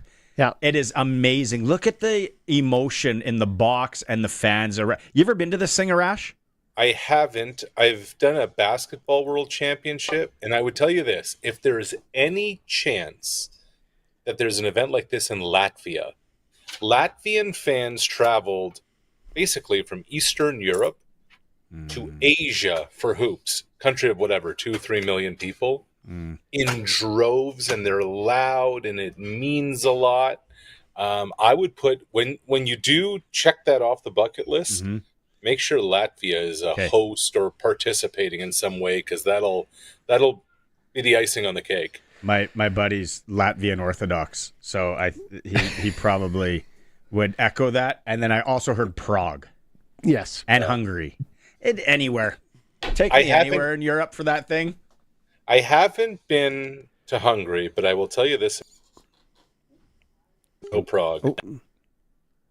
I was going to say, in Prague, you will never be thirsty. And it's cheap. No. And it's cheap, I hear. And it's fresh. Nice. Yeah. What are we doing here? Yeah. What are we really doing here? I ask myself that regularly. Often Tuesday and Thursday afternoons. All right. Canada loses. We can talk more about that. Let's get into basketball. Canadian MVP, only the second Canadian ever to win it. Steve Nash comes out and says Shea is his favorite player or something. Yeah. Look, to me, this is not a Canadian basketball story. To me, this is a Canadian cultural story. It's an all-time athlete story. Shea Gilgeous-Alexander has now just vaulted himself into, and I'm not saying that he's right there, comparing them, but in the pantheon, in the category, in the stratosphere of the Gretzky and the Crosby and the Sinclair and the Terry Fox and the Rick Hansen and the Bianca Andreescu and the Mike Weir, all-time accomplished Canadian athletes. Mm-hmm. It was not just a season; it's turning into an incredible career, and he's just getting started. Like, he's 3 years away from his 30th birthday, and the last 7 MVPs, guys, in basketball have not been won by an American. It is the ultimate global game. And now a second Canadian, has won MVP. It's quite a story. You've met this fellow before and had conversations with him. Give us some insight into this guy. Tell us a little bit more about him. Yeah, just a supreme competitor. Sharky, the first time I visited with Shea was before the World Cup in 2023. They were doing a training camp in Toronto. I continued on with them to Asia for a month. And we did about a 30-minute sit-down that summer, 2 summers ago. And what really stood out to me is Shea told me he studied those, and this is his line, those who are, quote, supreme at certain things in the game. Like, he studied Jordan and Kobe's competitiveness and the way they approach things. He studied the cerebral part of how LeBron and Chris Paul would go about it. And Shea's line was, it's the guys that are in the GOAT status that do something extremely extraordinary, those are the guys that I'm studying. Those are the guys I want to learn from. And he said, what always struck me when I'd study them and go back and see where they kind of began their origins, he said, once upon a time, they were just dudes. And he said, for them, it was about finding what's made them the best. That's Shea. Here's a guy from Hamilton, Ontario, went to a prep school in the States, 1 year at the University of Kentucky, drafted by Charlotte, traded on draft night to the Clippers, comes over to OKC in the Paul George deal. And for those watching on the stream, that is the scene outside of the high school in Hamilton, Ontario today. Nice. A mural outside Sir Allan McNabb High School in Hamilton, where SGA once attended, where he once played, paying tribute to the MVP. It's an amazing story. No doubt. And it's just getting started. What's his family background? What's the deal there? So this you'll appreciate. Mom, Charmaine Gilgis, ran track and field at the Barcelona 1992 Olympics, the 400 meters. So not bad genes, right, in the family. But, so Shea goes on a full ride to an SEC school, Kentucky, first-round pick in the NBA, becomes an all-star, becomes first-team All-NBA. And Mom, Charmaine, would always say, all right, son, that's great, but you're not an Olympian. You're not an Olympian. You're not an Olympian. And then, summer of 23, they punch their ticket to Paris. They come off the floor. I'm there to do the interview with Shea. And he looks at me and says, Mom doesn't have bragging rights over me anymore about anything. And now his cousin, his dad's sister, Nickeil Alexander-Walker, playing for the Minnesota Timberwolves. They're going head-to-head in the Western Conference Finals now. Wow. In the NBA. Two GTA guys. That's pretty cool. That's a great story. Soccer by far, and people, especially Sasky, right? Like, you don't get it. And the people that travel definitely will get it. Soccer is the game. Globally, big soccer.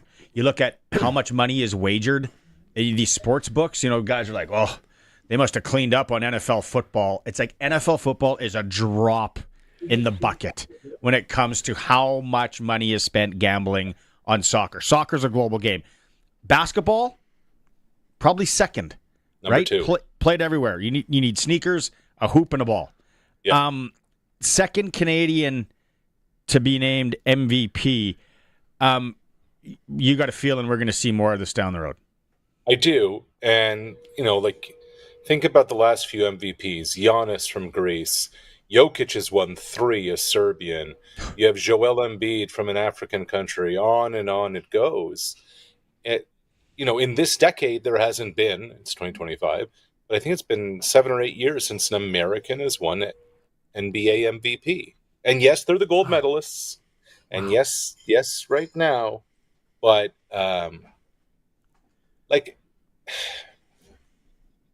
Shea could have won this last year. Jokic got it.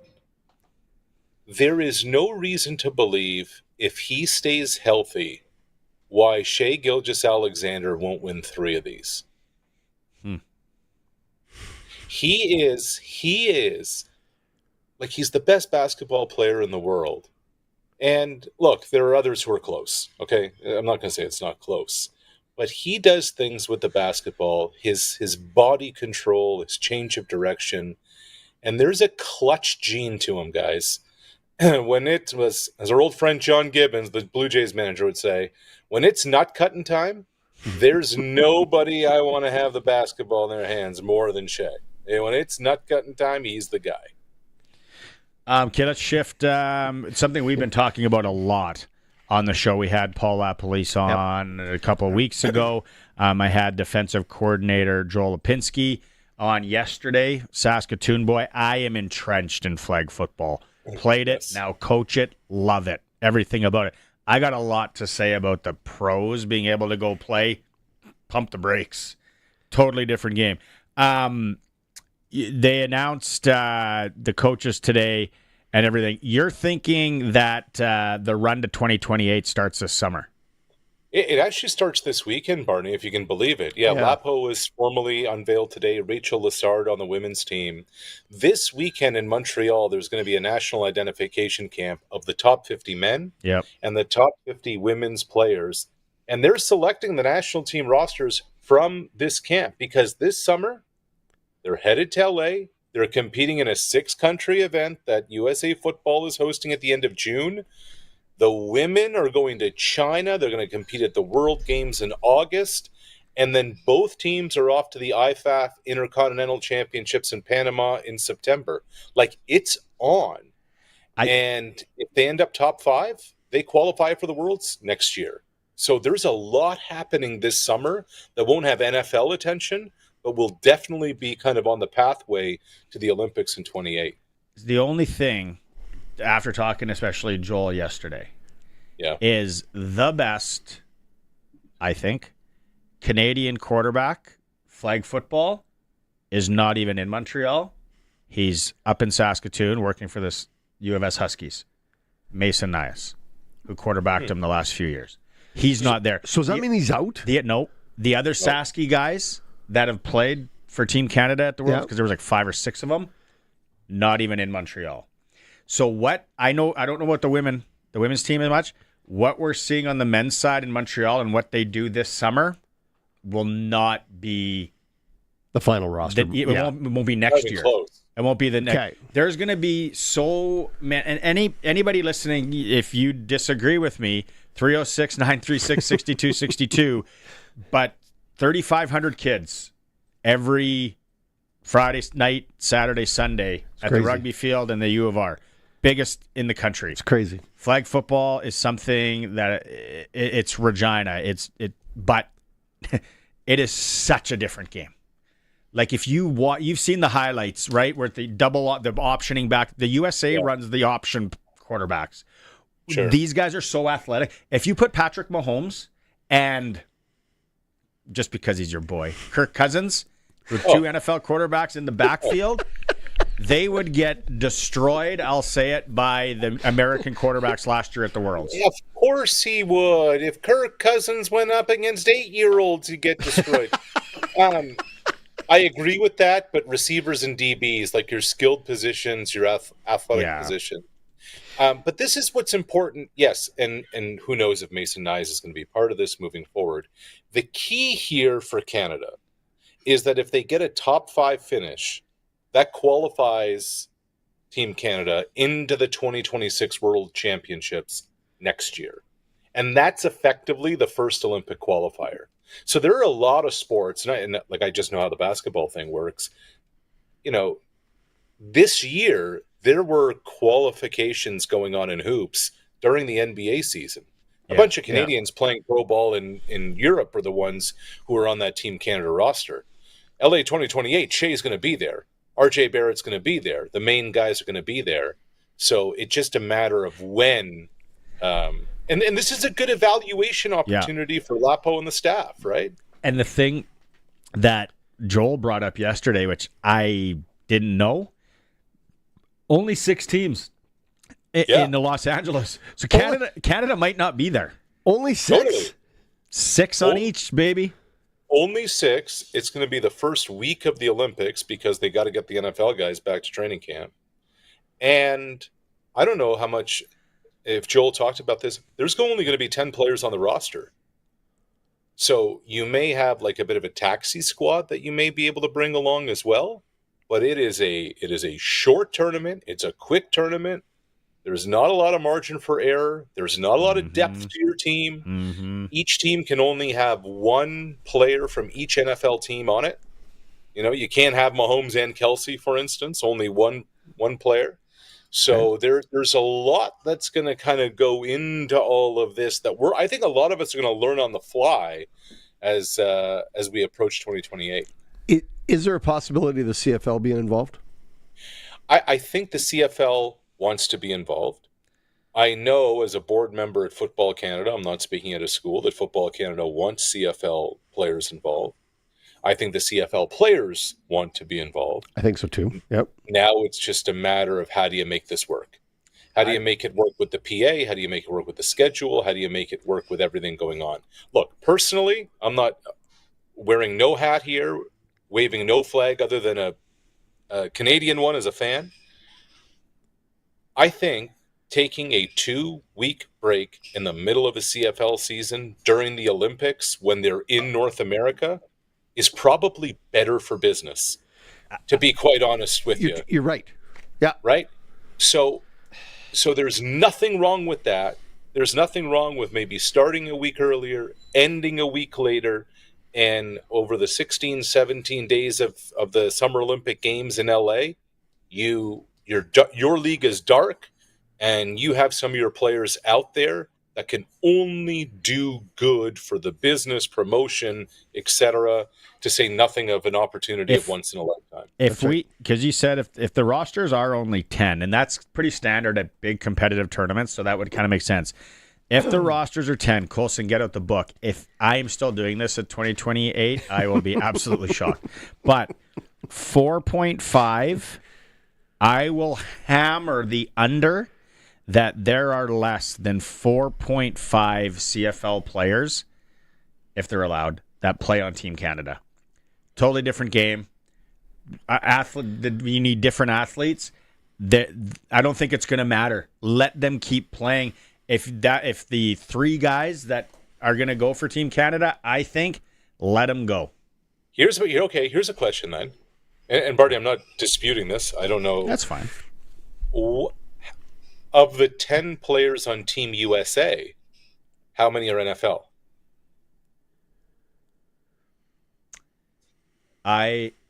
What do you want to set the line at? What do you want to? You're going to keep it at 4.5? No, it'd have to be higher. It would have to be 7.5. Wouldn't it? If you go 6.5, 7.5. If you give me 6.5, I'll buy another farm this weekend just to put both farms down. That it's under 6.5. Yeah. Wow. That's some good talk. I've been in and you had one crazy. big night last night. I'm maybe crazy. I just have been around this sport for 12 years now. I watched the World Championships. Played when I was younger in big tournaments. It is just such a different game. But the question becomes, when USA Football and IFAF and the IOC and the NFL, the power of the NFL, are they just going to say, look, we need 10 superstar NFL players out there, and let's go? So I don't know. Maybe, but would that be the wrong play? Imagine if it goes bad. Imagine if the NFL gets all the spots and they don't win. Cry me a bucket of tears, Sharky, if the Americans don't win gold in football. You know what I mean?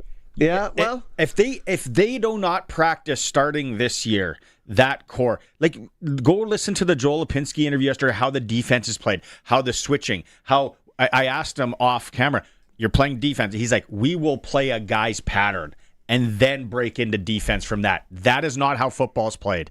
There are so many different things. If the Americans send 10 NFL players, they will get destroyed by Italy, by Mexico. Wouldn't that be something? Watch the Italian. The Italians are like 6'6". Like just music to my ears if Mexico beats the USA in football, in flag football at the Olympics on U.S. soil. Like this is now, Barney. Si, senor. Yeah. Okay, we're up. We got to get to training camp. We got to continue this. You and I can talk about this for the next 3 years. And you're gonna. Let's do it. You come on Eric Francis and I's podcast on traveling. We'll have a flag football segment. I will continue to get more information. Yeah. Okay. See you, boys. I'll text you when I'm betting this weekend, buddy. Yeah. Please do. I'll go the opposite. See ya. Okay. Coast to coast with the Rash Madaddy is for Brian Golly. Smart investing solutions. You got to be smart with your money. Call Brian at Boutros. At 546-2533. I haven't seen him since the Melfort junior hockey game we saw. No, we haven't. Melville. Yeah. What did I say? Melfort. Yeah. Boy, do I have something to add to your travel podcast Brian Golly. from last week. Okay. Can we get to training camp? Yep. We're going to get yelled at. It's a Sportscage. Again. Thank you. Colson says thanks, everyone who's hit the like button and subscribe at sportscage.com on the YouTube channel if you're watching us on the stream.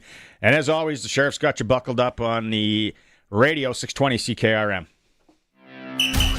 Rider Nation lives on 620 CKRM. I'm Dave Thomas, voice of the Saskatchewan Roughriders. Saturday is game day as the Riders take on the Winnipeg Blue Bombers. Countdown to kickoff with Justin Dunk and Tegan Whitco is at 11. The pregame show's at 1 and kickoff with Luke Mullender and I is at 2.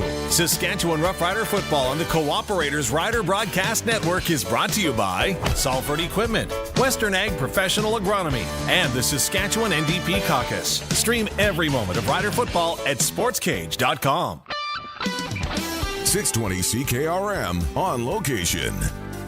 Hi there, Cody Glyden in Assiniboia. It's the Assiniboia Spring Fever Lotto, and tomorrow night is the deadline. You can wait and you can call tomorrow, but you know what? It is going to be jam-packed. I've done enough of these lotteries over the past 20 years of my broadcasting career to know that tomorrow is going to be a very busy day. And if you've been hearing me for the last couple of days say, oh, okay, I'll buy a ticket, now is the time to buy your ticket so that you know you're in, because tomorrow you're going to have a hard time probably getting through. 1-888-289-3276. 1-888-289-3276. 54 draws on Sunday, including the big one, $150,000 money that I know you would like, I would like. We all have a plan for $150,000, but it begins with you and a ticket. 1-888-289-3276.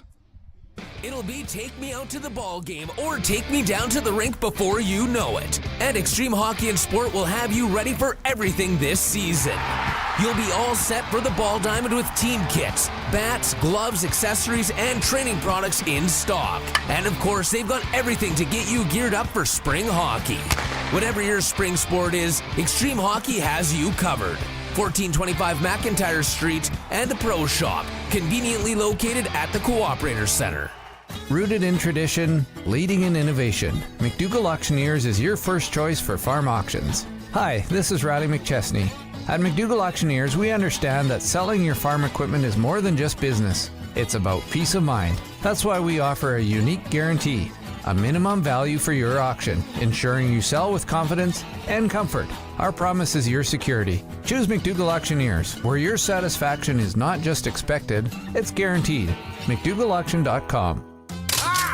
What happened? Ugh, one of the kids left building blocks scattered all over the floor again. Stepped on one, did ya? Okay, some things that click together aren't so fun, but Down to Earth Fencing in Regina is super easy. They'll install your fence for you. You can do it yourself or with assisted DIY. They'll insert the posts and you finish it off by putting all the pieces together, all with Canadian-made PVC materials. Ow, my foot! Visit downtoearthfencing.com for a quote today. Down to Earth Fencing, the most logical choice. On the farm, dirt doesn't just get under your fingernails. It runs through your veins. Your equipment is just as tough. You bought it for its rugged dependability and efficient operation. To keep your machinery running as good as the day you bought it, you want genuine AGCO parts, fluids, and filters from Nick Service. Their friendly parts staff has what your equipment needs to keep it running at the top of its game. Keep it genuine at Nick Service, your local genuine AGCO parts headquarters. Since 1949, Nelson Homes has been providing you one-stop shopping for ready-to-move homes, panelized packages, and on-site builds.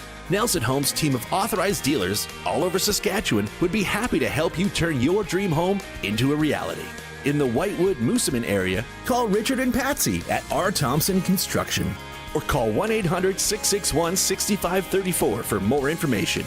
Nelson Homes, trusted quality and service since 1949.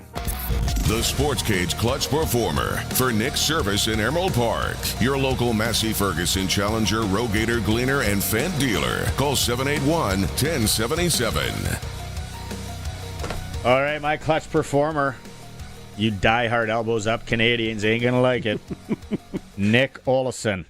from Denmark scores with 49 seconds left for the Danes as they beat Canada, eliminate Canada from the World Ice Hockey Championships. Woof. I had the whole Danish team. Yeah, the whole Danish team. Yeah. Name them all. No. No, can't name, other than Nikolai Ehlers and the guy you mentioned, none. Which is why it's such a big deal for you know what? And great, as bad as we feel and as disappointed as we are, great for Denmark. Great thing for them. I'm very happy for them. Be a heck of a party tonight. Very happy. Copenhagen for will lit right up. Just being at that tournament, please. Somebody send me to that tournament once. I just want to go to it. Colson, do you have one? Yeah. I got to push buttons. Give me a second.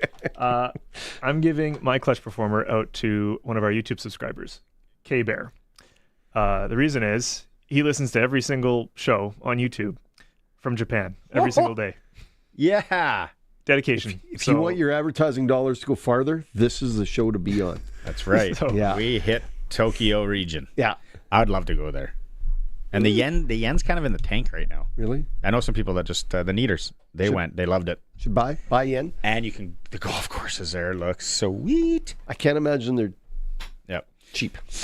They wouldn't be that bad. No. Clutch performer for Nick Service in Emerald Park. Oh, sorry, Sheriff. Oh, I was going to just say Tyrese Halliburton. He did his best Reggie Miller impression yesterday when he tied the game against the Knicks and sent it to overtime. Yeah, look at that. Late. If you're watching the stream, boom. And there. And drops it in. Yep. Oh, the Knicks faithful, not happy. Thanks to Nick Service in Emerald Park, your local Massey Ferguson, Challenger, Rogator, Gleaner, and Fent dealer. They are the sponsor of the Clutch Performer. Going up to training camp right now. Fellas are standing by. Training camp reports brought to you by the Red Zone Sports Bar. That's where they are, located right behind the Saskatoon Travelodge Hotel. Dave and Luke. All right, boys, let's get into it.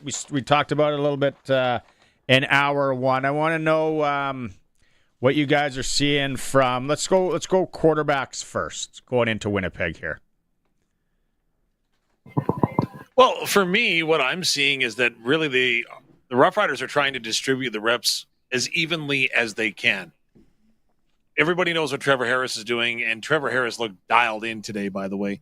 But then Jack Cohn and Jake Mayer getting a good look, and Tommy Stevens comes in kind of a bit of a cleanup role, I would submit, as far as it goes. And again, they've all taken their moments, and when they've looked really, really comfortable and confident in what they're doing. And then there's been other times where it's kind of been off the rails a little bit. So it'll be interesting to see who can find that consistency from my eye as we head into Winnipeg this weekend. I think that based on some of the things that the crowd saw at the green and white game or scrimmage on Saturday, for instance, I've been a massive fan of the camp Jake Cohn's having.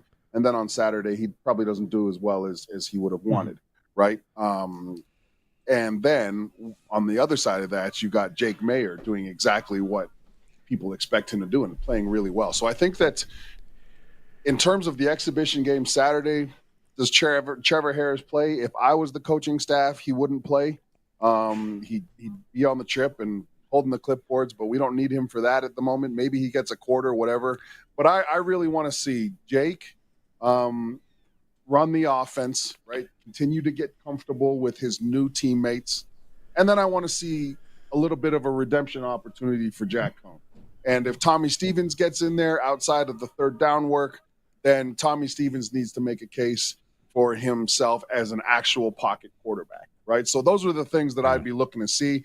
I think that there's different storylines going into this, but I'm really looking for, and I'm hoping that Jack Cohn puts in the performance that we saw out of Jack Cohn last year in 2024, right? Because I really think that I really think he's got a future somewhere. Might not be here, might be here, right? But right now, you also want to see Jake Mayer continue to build the rapport with his guys. Do you see the Riders coming out of camp with 4 quarterbacks, or are they going to put somebody are they going to keep all 4 here, put somebody on the practice roster? We know that Stevens is being talked about as a short yardage guy, but are they going to keep 4? They've done it in the past, right? And I'm not saying that they won't this year, but in the past, one of the reasons why I felt like they kept 4 was because none of the quarterbacks gave him an opportunity to take them off the roster at training camp. Like each one of them, when they got their opportunity, absolutely balled out. And I'm not sure that that's the case this year, right? I'm not sure that you have 4 quarterbacks that are just going shot for shot. It was really exciting to watch a couple of years ago when the Riders did carry 4 quarterbacks. Mason Fine, for instance, Jake Dolgala, we had Harris, and we had a young Shea Patterson and a couple other younger guys. But I remember that. Like, you would have one team period where one quarterback would go and tear it up, and it would be like the next period, whether it was Skelly or something, it was like those other quarterbacks were like, nope, I'm not letting them get far, and they would go and put on an absolute clinic. I don't think it's been that type of atmosphere this year. I do think that, again, with the year 2 under Corey Mace, I think that you weren't in a setting where the quarterbacks were expected to go shot for shot for each other and figure out the depth chart that way. I wouldn't be surprised if they took 4 because of the third down component. But if I was this team, and again, I'm not, I'd probably take 3. Okay. I'd probably figure out the short yardage piece, and I'd take 3 quarterback. What happens if Cohen lights it up this week, plays good next week? Does he maybe say, hey, there's some places out there I can play? Or does he just stay buried for the most part in the 4-hole? For me, I think that's the best case scenario. We want Jay Cohen to go out there, Jack Cohen to run that offense, show what he can do, and make this a tough decision for the Saskatchewan Roughriders, because tough decisions make your team stronger. And not only are you auditioning for yourself, you're auditioning for the rest of the league when you get out there. But Luke made such a valid point yesterday that teams want to make sure that their scouting staffs are valid, right? They want to hold them accountable. Okay, you guys are bringing in the talent, so maybe, again, you want them to play as well as they can. And if they make it a tough decision for you, I think that's best case scenario. I think that a good example of that is when the Riders released Mason Fine last year after a really good camp, right? And of course, I got on social media. I was like, man, he'll get picked up right away. But again, I think in the end, he didn't. He didn't get picked up at all. And one of the reasons why is because I think that teams want to validate their own guys on their own lists, right? So I think that, yeah, I would probably go 3 if I was the Riders. But again, the reason you would go 4 is to keep a guy that's almost guaranteed to move the sticks on a 2nd and 1, 3rd and short opportunity. Like Tommy Stevens is literally unstoppable in that position. I mean, again, he's 6'11" with a 9-foot wingspan, right? Like that's a big boy out there, man. All he's got to do is fall forward, and he's getting us the first down. 6'11". Okay, receivers. What is there? Are there some receivers that you guys are keeping a close eye on Saturday in Winnipeg? One that I'll mention right off the hop, who I think is kind of a sleeper pick, right? When you're doing drafts, is Braden Missouri. He's wearing number 77. He came in as an undrafted free agent. So he went through the entire draft. Nobody picked him up. He's out of Western. And the guy's just made plays, play after play after play. Every opportunity he's had, they put him in all kinds of situations. And it's one of those guys that, you know what, we didn't know exactly what we're going to get, but we like what we're going to get each and every play from the guy. Is he an inside guy? Is he an inside guy or a wideout? He's been doing both. Oh, wow. But primarily, I'd say that they would use him probably on the outside. I'm with Dave on this one. A couple of the guys from a receiver standpoint, Braden Missouri is one. I really want to see. He was back on the field today. Deshaun Mims, I think that when he's been out on the field, he's been really good. And Daniel Weeb, right? Depending on what. I think that it's a really intriguing group of receivers when you look at the Canadian depth.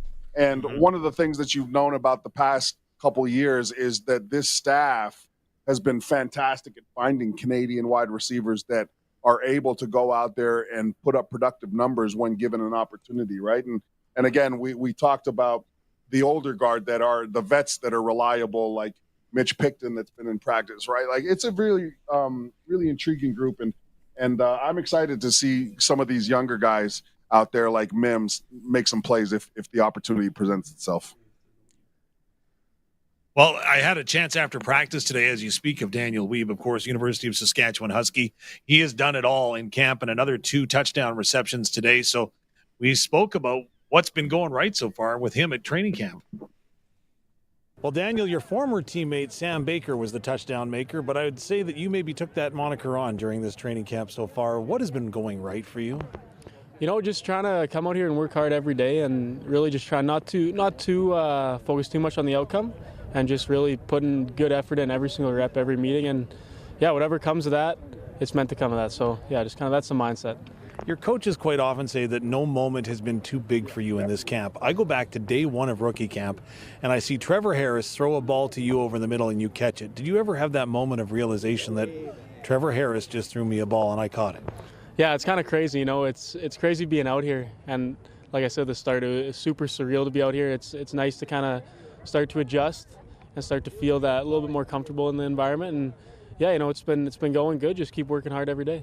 At the University of Saskatchewan, Dwayne Dimitrition worked a lot with you to get you ready for an opportunity like this. How much has that helped? Yeah, Coach Dim has been huge in the process of my development, and I'm super grateful for everyone at the Huskies. And I've learned so much of the Huskies, and it's prepared me really well for this camp, and I couldn't be more grateful for those guys back there.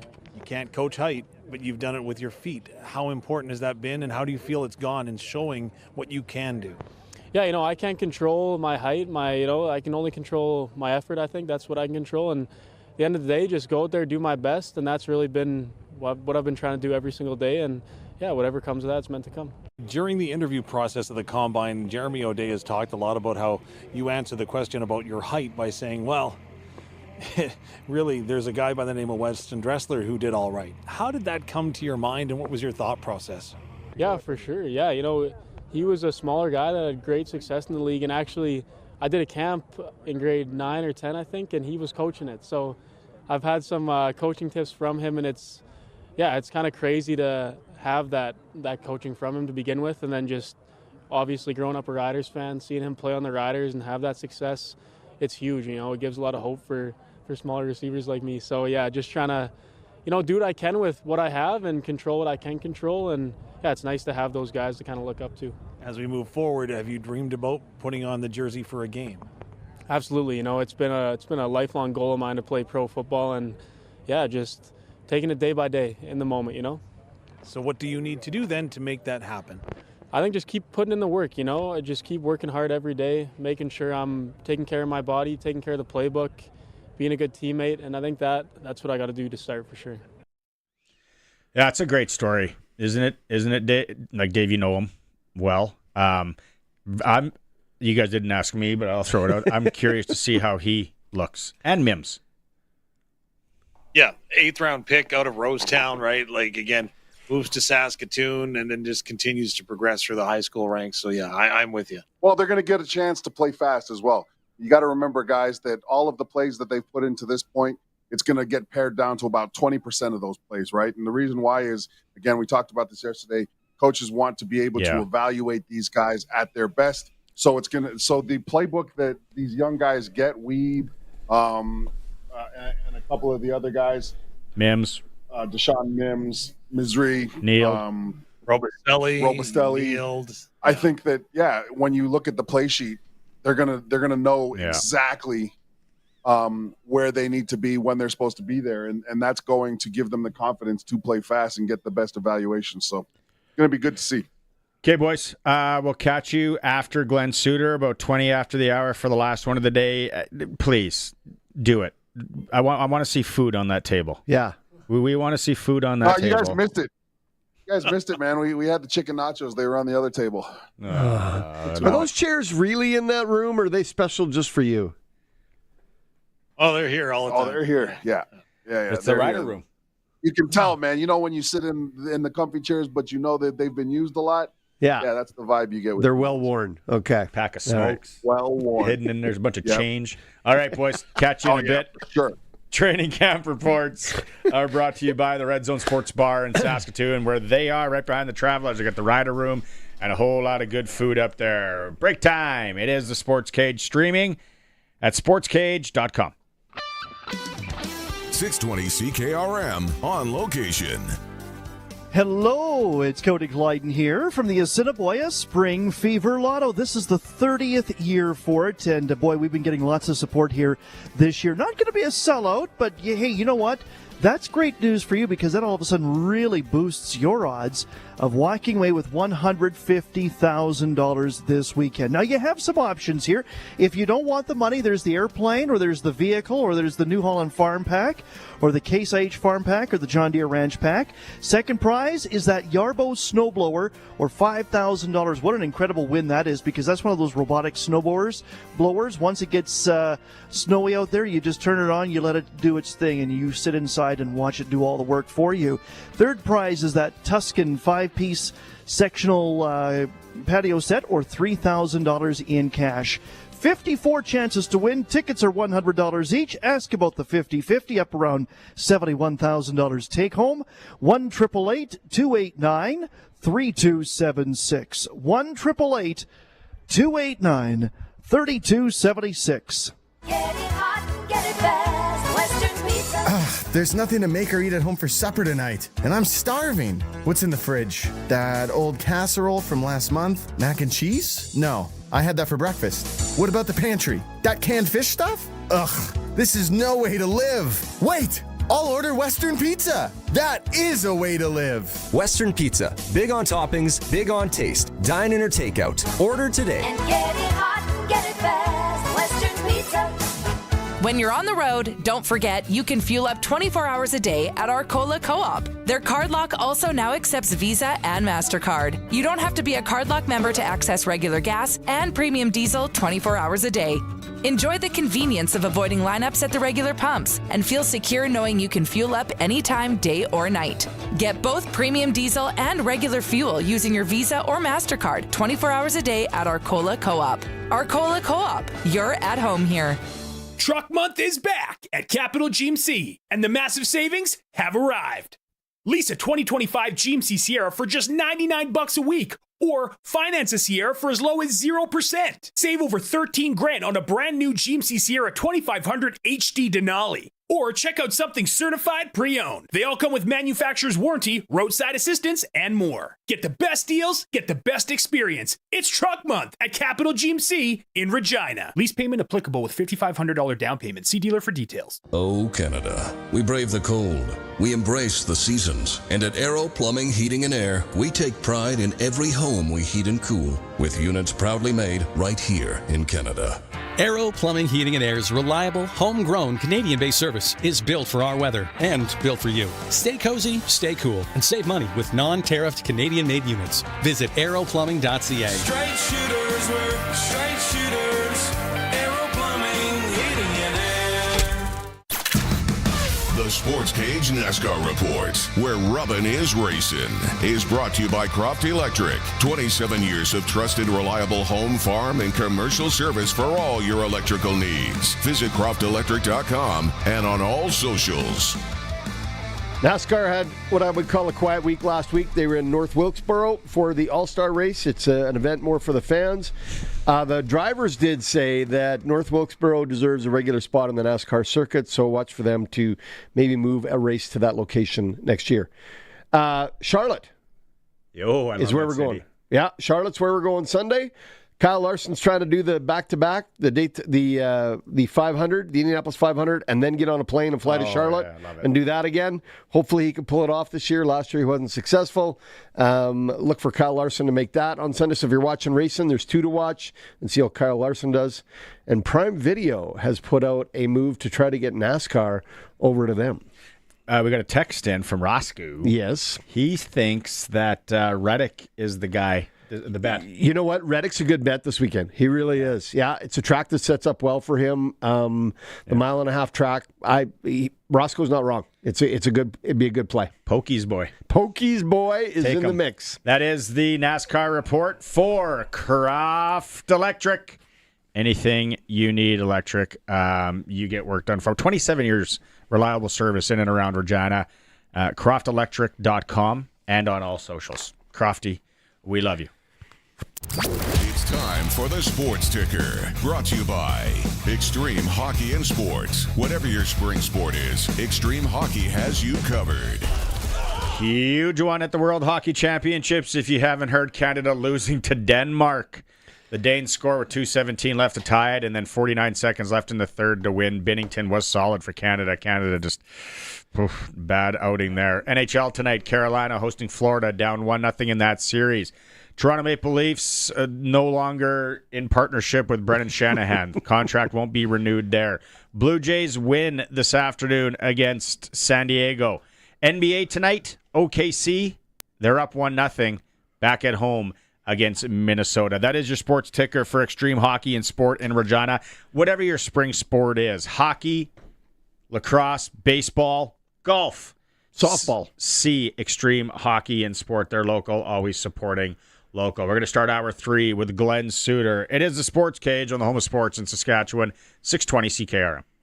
You want to stay in the loop without any hassle. Well, we've got the perfect solution for you. The Regina Today newsletter. Get the Regina Today newsletter delivered straight to your phone. No searching, no scrolling, just all the latest news, events, and contests when you want it. Text the word news to 306-936-6262 and get the inside scoop sent straight to your inbox. Regina Today from sastoday.ca, bringing the city to your fingertips. 620 CKRM on location.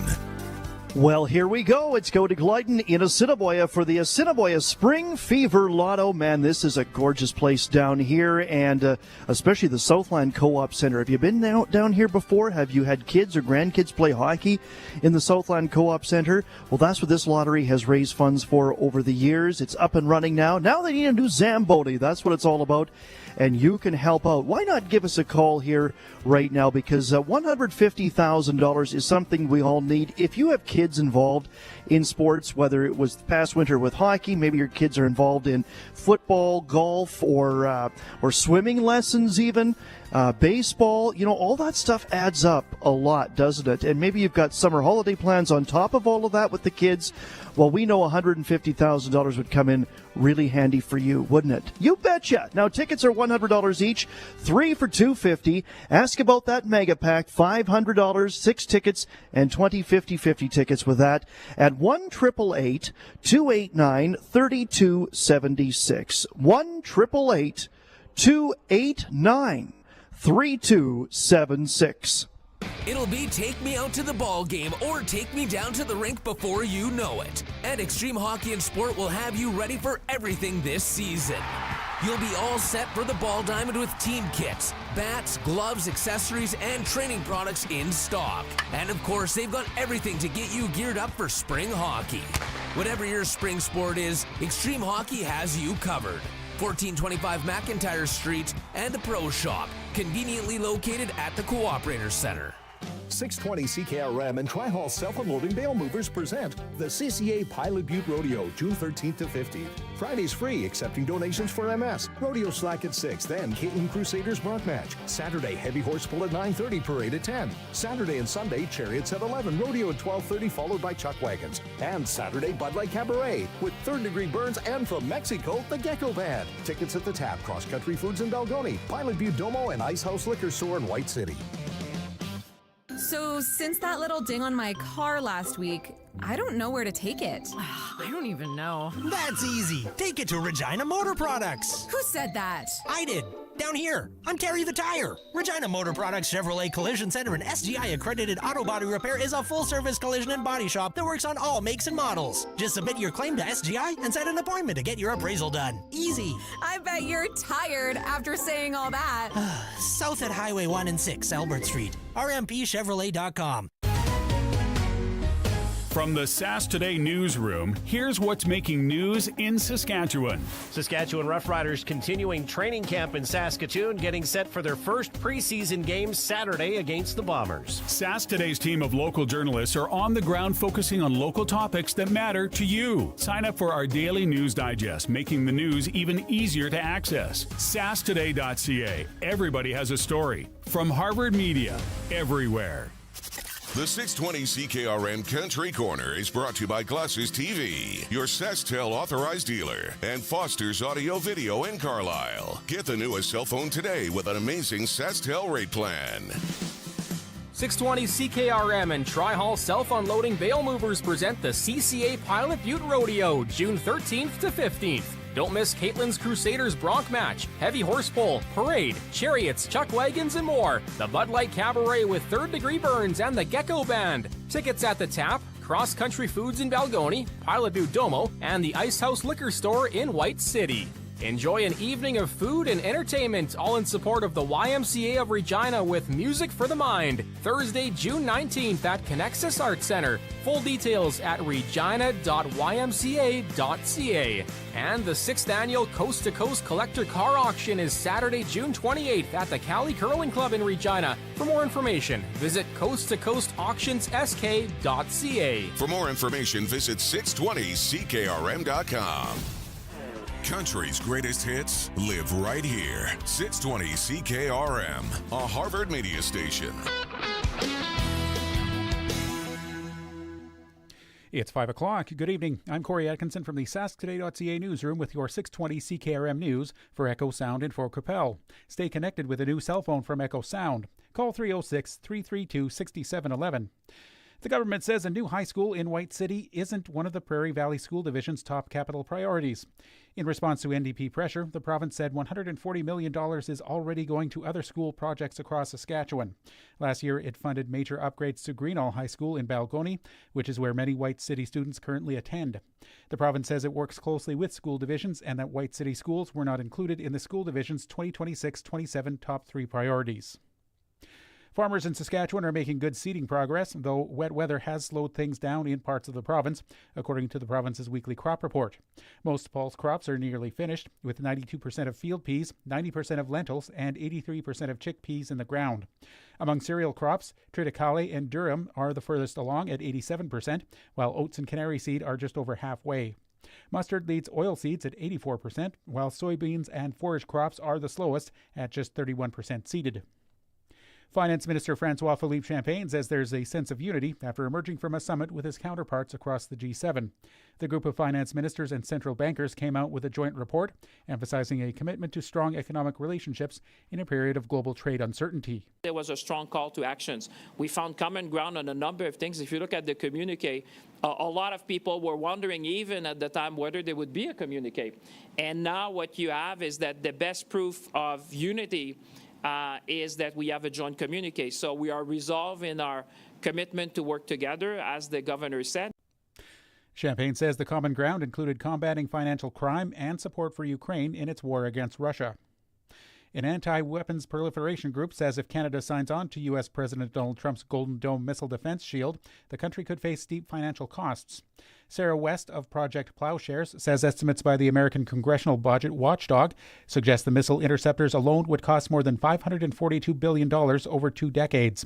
She warns that Canada shouldn't tie itself to such an expensive capability that may weaken over time. In a time when I think the global security environment is being reshaped rapidly, and by the time anything is operational, we might be dealing with a very different set of priorities, but have spent a whole whack of money.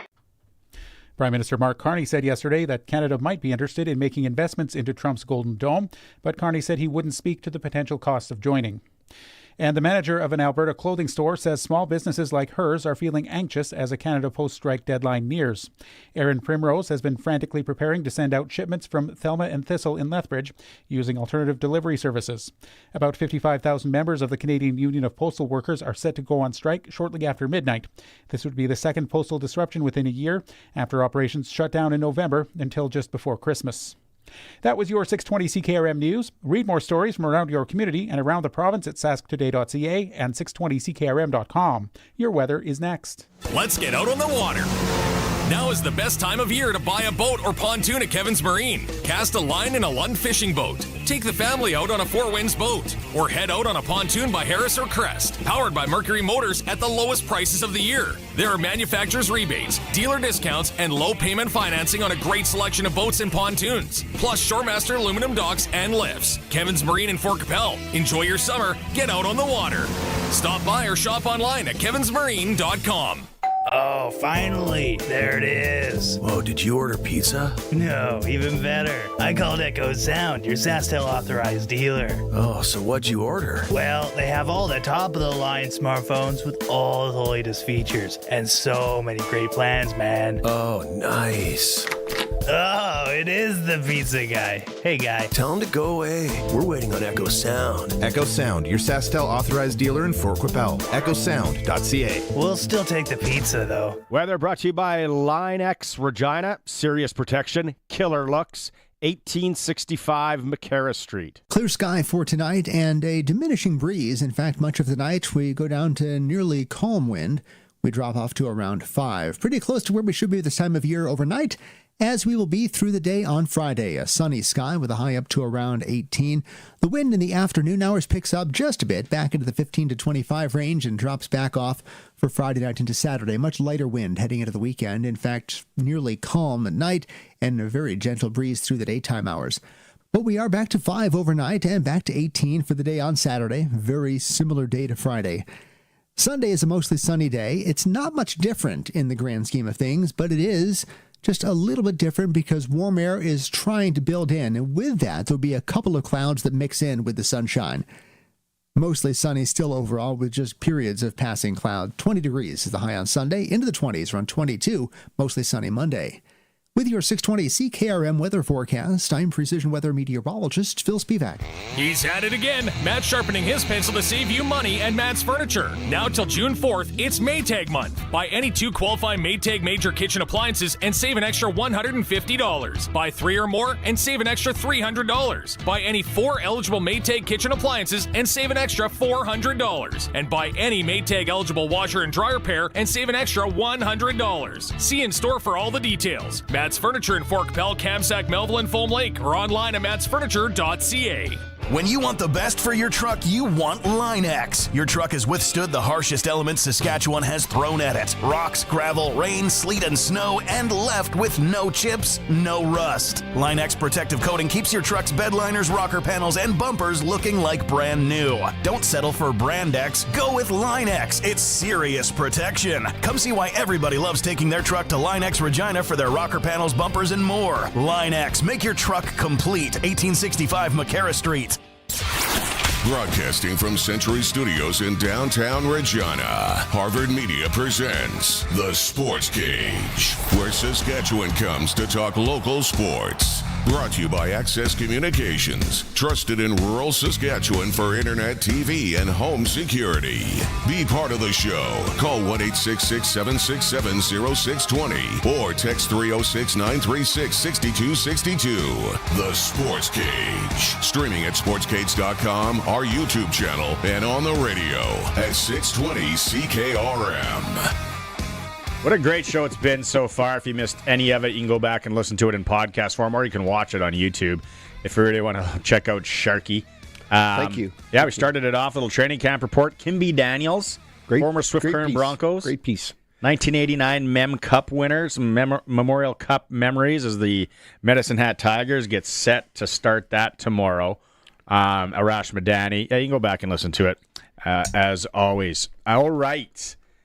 It's that time. Let's go out and talk to Brian Raymond from Flowing Springs Golf Course. First off, I got to ask, Brian, I don't know what years you were involved with the Moose Jaw Warriors organization, but when we were talking to Kimby Daniels, there was a night in 1989 where Swift Current put up 10 power play goals against Moose Jaw.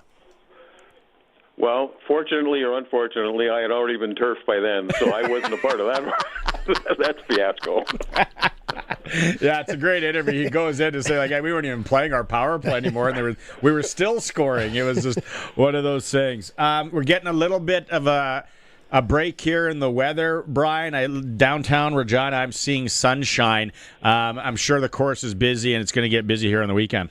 Absolutely, and it's disappointing to lose the traffic when it rains, but man, is it going to pay dividends for the golf course? We got some heat coming, and the golf course is turning green literally overnight. So we're kind of excited about that, and yes, we're taking bookings for the weekend. It's starting to pick up. It's a gorgeous night. You mentioned tonight, it's gorgeous out right now. There's no wind, and I guess about 10 or 12 degrees, which isn't that uncomfortable. So anybody who's looking at coming out later on tonight, it's our late twilight starts at 6. It's only $22. That's what I wanted to ask you. What are the specials, Brian? What's $22 at 6 o'clock? $22 after 6 o'clock, which is exactly what we charged last year. After 3 o'clock, it's $38, same as last year. And we also have senior rates during the week and lots. Monday and Wednesday. This is a big one. Monday and Wednesday, ladies and seniors over 60, $39. Oh, Brian, can I just say thank you from the golfing community for keeping golf reasonable? Because everywhere else it's going through the roof, and you guys are just keeping it so affordable out at Flowing Springs. Well, we it's a family business. We work really hard to keep it reasonable. We understand it can be tough at times for folks to get the sticks out and get out playing. So we try to make it as user friendly as possible. It's a great place, like you said, to take a beginner to go out, maybe play at night. But if you got a beginner or a junior and you want to just go whack some balls on a driving range, one of the best ones in southern Saskatchewan's there. Absolutely, that's a good point. It's early in the season. A lot of folks haven't even been out yet. So if you want to get in shape and maybe swing the sticks a few times before you actually use them in anger on the golf course, maybe you want to try the driving range. It's a huge driving range, no mats, all grass, and we have target greens and lots of room. So come on out and use it. And you don't have to make an appointment to use our driving range, by the way. You just have to come to the clubhouse. We'll get you some balls, and away you go. Okay, I'm going to ask you the token question on how they find you. But how far in advance can people book? Because I know people are starting to think about coming in next weekend for the Rider game. How far in advance can they book, and how do they find you? 7 days a week, or 7 days in advance. Sorry, we book 7 days in advance, and if you're looking at making a booking for next week, anytime, for sure, just give us a call. 306-543-5050 is our phone number, and you can book online at flowingspringsgolf.com. Right on, Bri. Have a good weekend, and it should be good out there. Absolutely. We'll talk to you next week. Take care. Yeah. Did you hear the prices? Yeah. To golf? $22. What year is it? Yeah, exactly. Can still get your 18 in for $22. That's a deal. And Flowing Springs is like literally, 12 minutes outside of Regina? Yeah. I like some of those holes. That one uphill was the number one. No, well, number one goes uphill. Number 15, or is it 13 on the back? Goes up the hill along the road. Yeah. That one's a tough one. You can't see the green till you're right up there. I've hit it onto that road or the field. I put it over in the farmer's next field to it as well. Yeah. Flowing Springs Golf Course. Okay. When Sharky's here on Thursdays, usually it is for Flooring Superstore. It is. Park Street. 25% off right now. They bought a whack. Thousands of yards, and they bought a whack. Square feet. Yeah, 25% off right now. Everything if you need flooring for the cabin, the house, basement, your house, your girlfriend's house, wife's house, both of them. Anybody, dogs, doghouse, that's where I stay. 25% off right now. Flooring Superstore. Trent Dickett and his team. They've been in the business over 30 years. All right, let's go talk to Glenn Suter. Time now for press coverage with CFL and Saskatchewan Roughrider legend Glenn Suter on the Sportscage. Brought to you by Bronco Plumbing and Heating, where professional service is guaranteed. They'll treat you right. 781-2090. All right, Glenn. It is a lot of Rider fans excited. It's game week, preseason game number one. It's only preseason. Small little playbook, as Luke, talks about and all that, but it's always exciting here. First off, do you play Trevor Harris in this one in Winnipeg? Yeah, it's a great question, and there's a couple of different approaches that I've seen throughout the years from coaches. You want to sort of establish who you're going to be in the preseason, I think, as a coach. And that's pretty standard across the board for all of them. But at the same time, you have to evaluate. And I know Luke and Dave talked about this at length, but you need to see the new guys, not necessarily new players like rookies, but the new guys like Jake Mayer in your system. And if you only play him a quarter and let's say Winnipeg has the ball longer in that quarter, then now you only get maybe 2 series, and that's not enough to really make a good evaluation. Not that, Jake's going to get cut or anything like that. I just mean you want to see him in the system. Mm-hmm. My preference is that starting guy, especially when it's a Trevor, a 39-year-old, a guy that's been around the league as long as he has. You know what he has. You know what he's going to bring.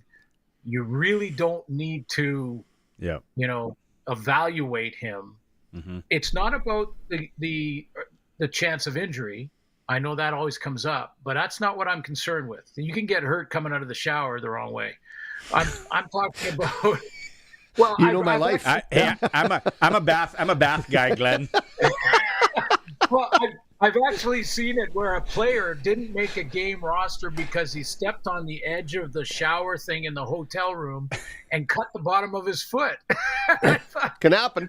Can happen. What a way to go down. So you can get hurt in a lot of different ways, and that's not why I'm saying it. I think evaluation, especially in the first preseason game, is the priority. You got a whole bunch of new faces. You got new guys to the system, and you need to see, can they get it done with a different spotlight on them than practice provides? And that's what the preseason is for. So for me, I don't even dress Trevor. Don't even dress him. The BC Lions didn't dress Vernon Adams. He didn't have pads on. And Nathan Rourke played 4 plays because he's from the island, and that's where they were playing the preseason game. So they wanted to, run him out there as a starter.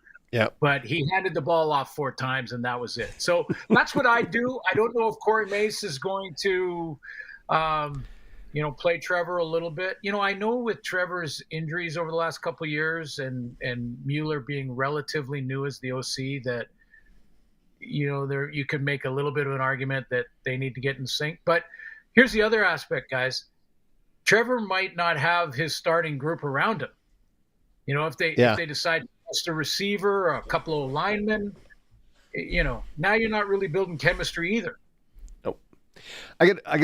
We've talked about the Riders, and this show talks about them obviously more than any other place on the planet. What do you know? What can we expect? What are we going to see out of Winnipeg? What is there to watch out of the Bombers? I want to see if they're getting too old. I can already tell you they're too old. Well, you probably won't see a lot of Willie Jefferson. You probably won't see, you're going to see a lot of young guys too, same at the quarterback spot. But, they have changed an assistant GM. They have changed their defensive coordinator last year.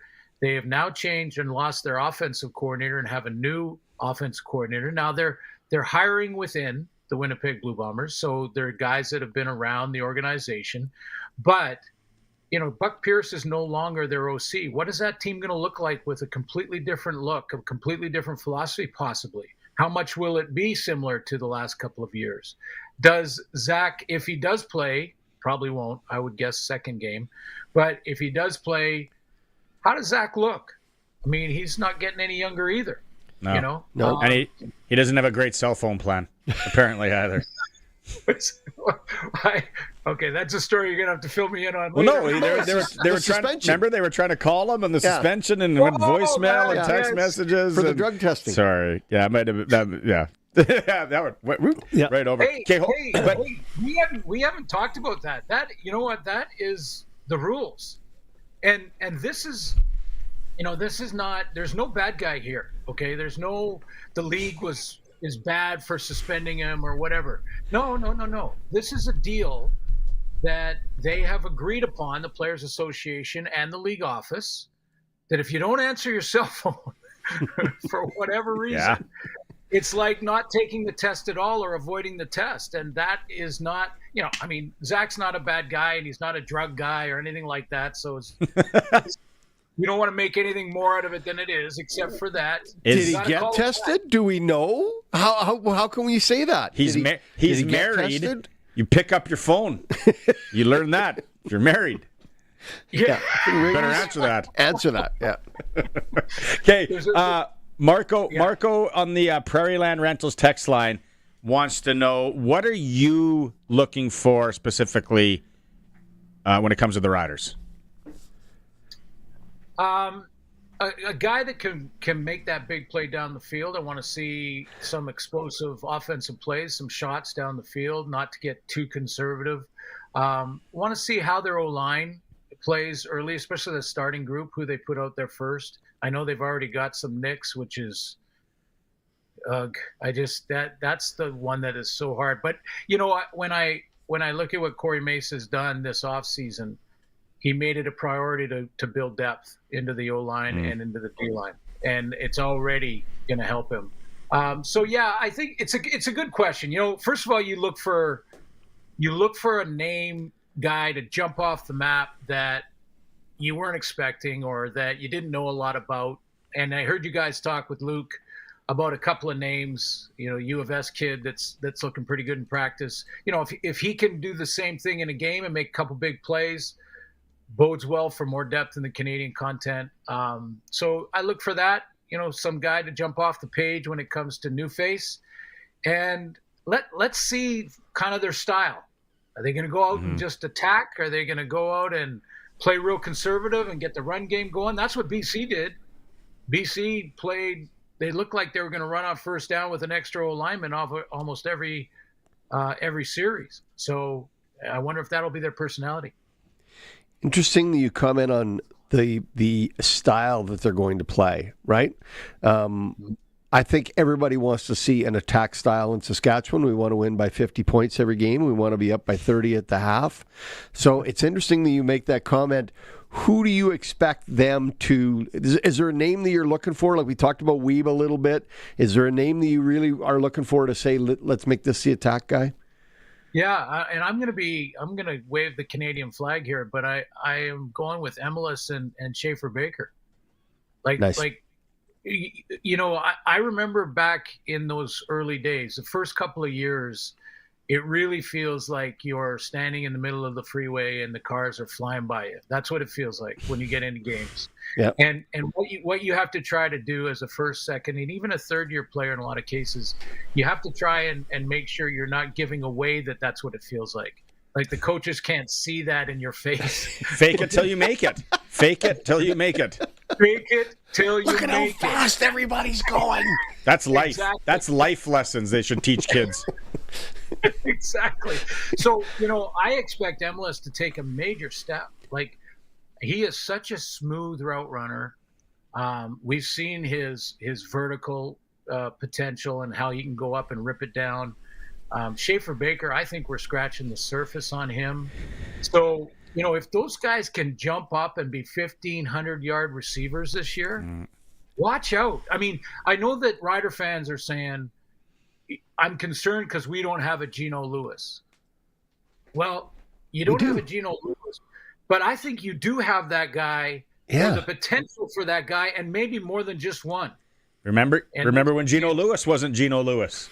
Like you start somewhere. Yeah. That's how it always is. Right. Randy Moss wasn't Randy Moss until, third, fourth year or whatever it was. So you're correct. Okay, last one for you, Glenn, today before we go up to training camp here.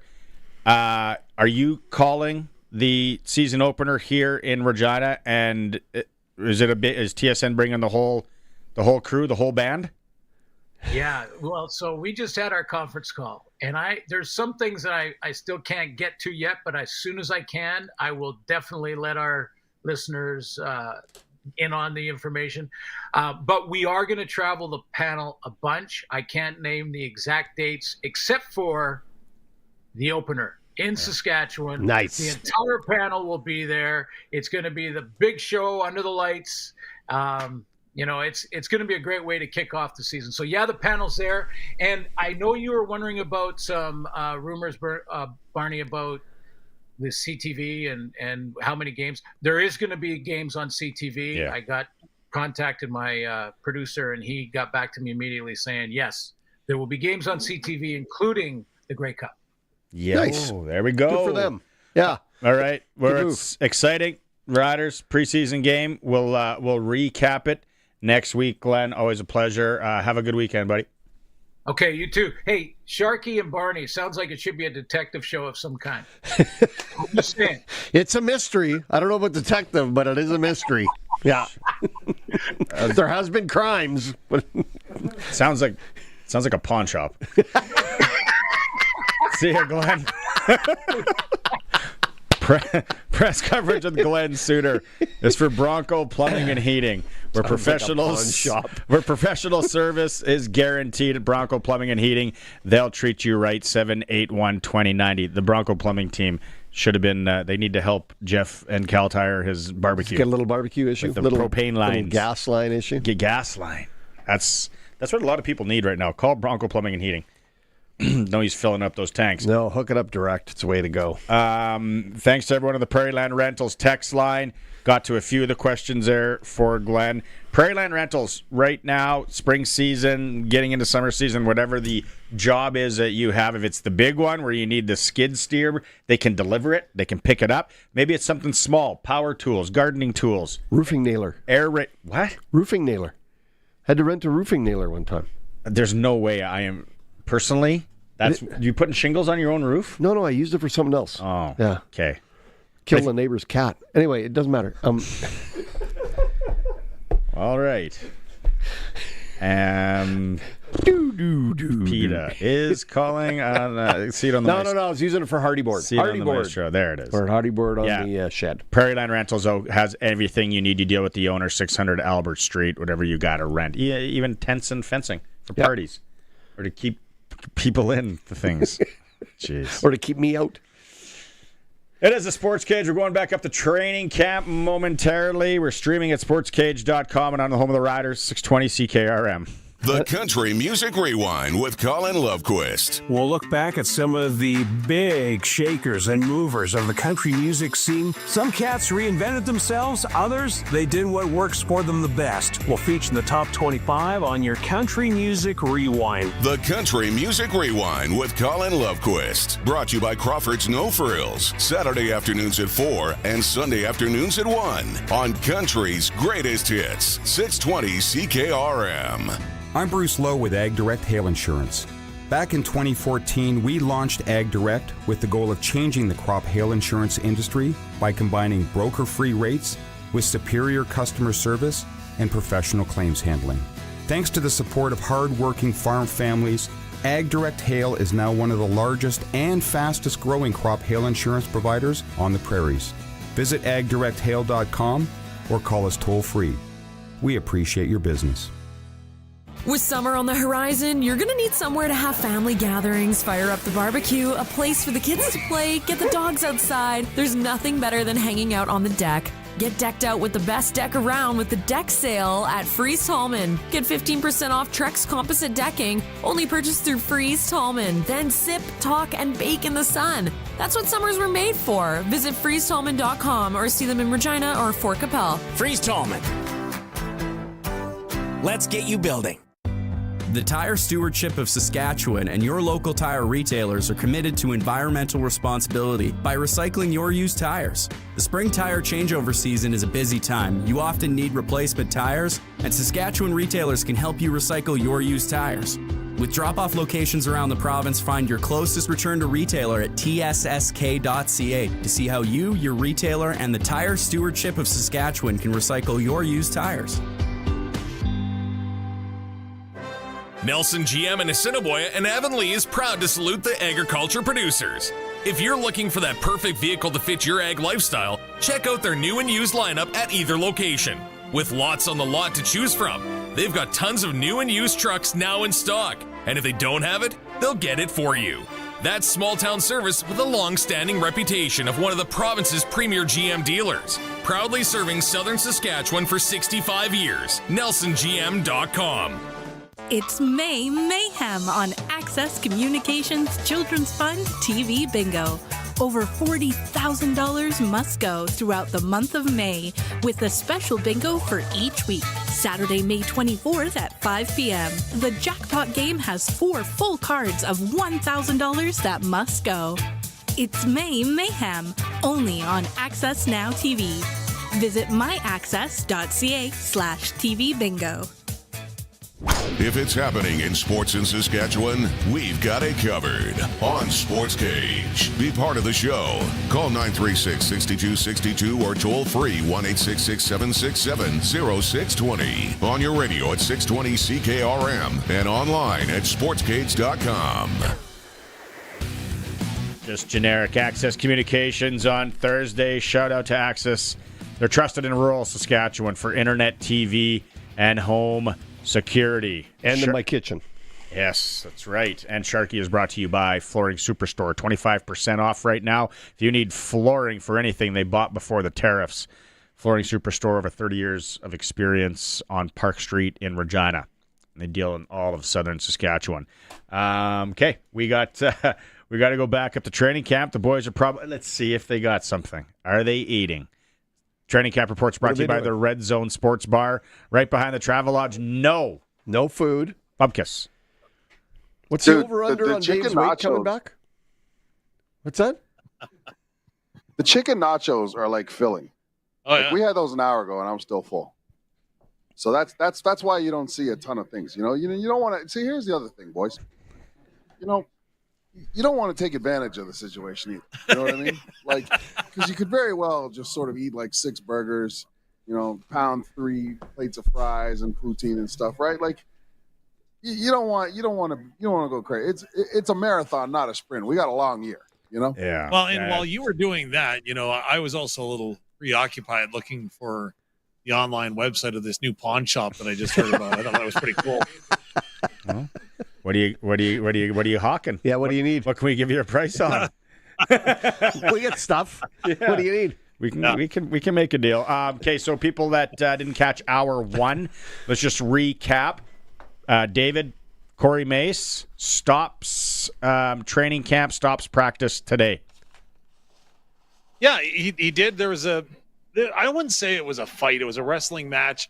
Jamarcus Hardrick was kind of in the middle. There were a couple of defenders that were wrestling on the turf when all was said and done. Stops it, makes the entire team run wind sprints. You can see that coach is disappointed, frustrated, and upset. He let the team know all about that, and then they went and got back down to drills. Now, I guess, Luke, the question I have is this late in camp for this to happen, or is this it is, just boys being boys? Well, no, and I said this at the beginning of the show. I think that at this point, guys are just tired of hitting guys in the same colored jersey.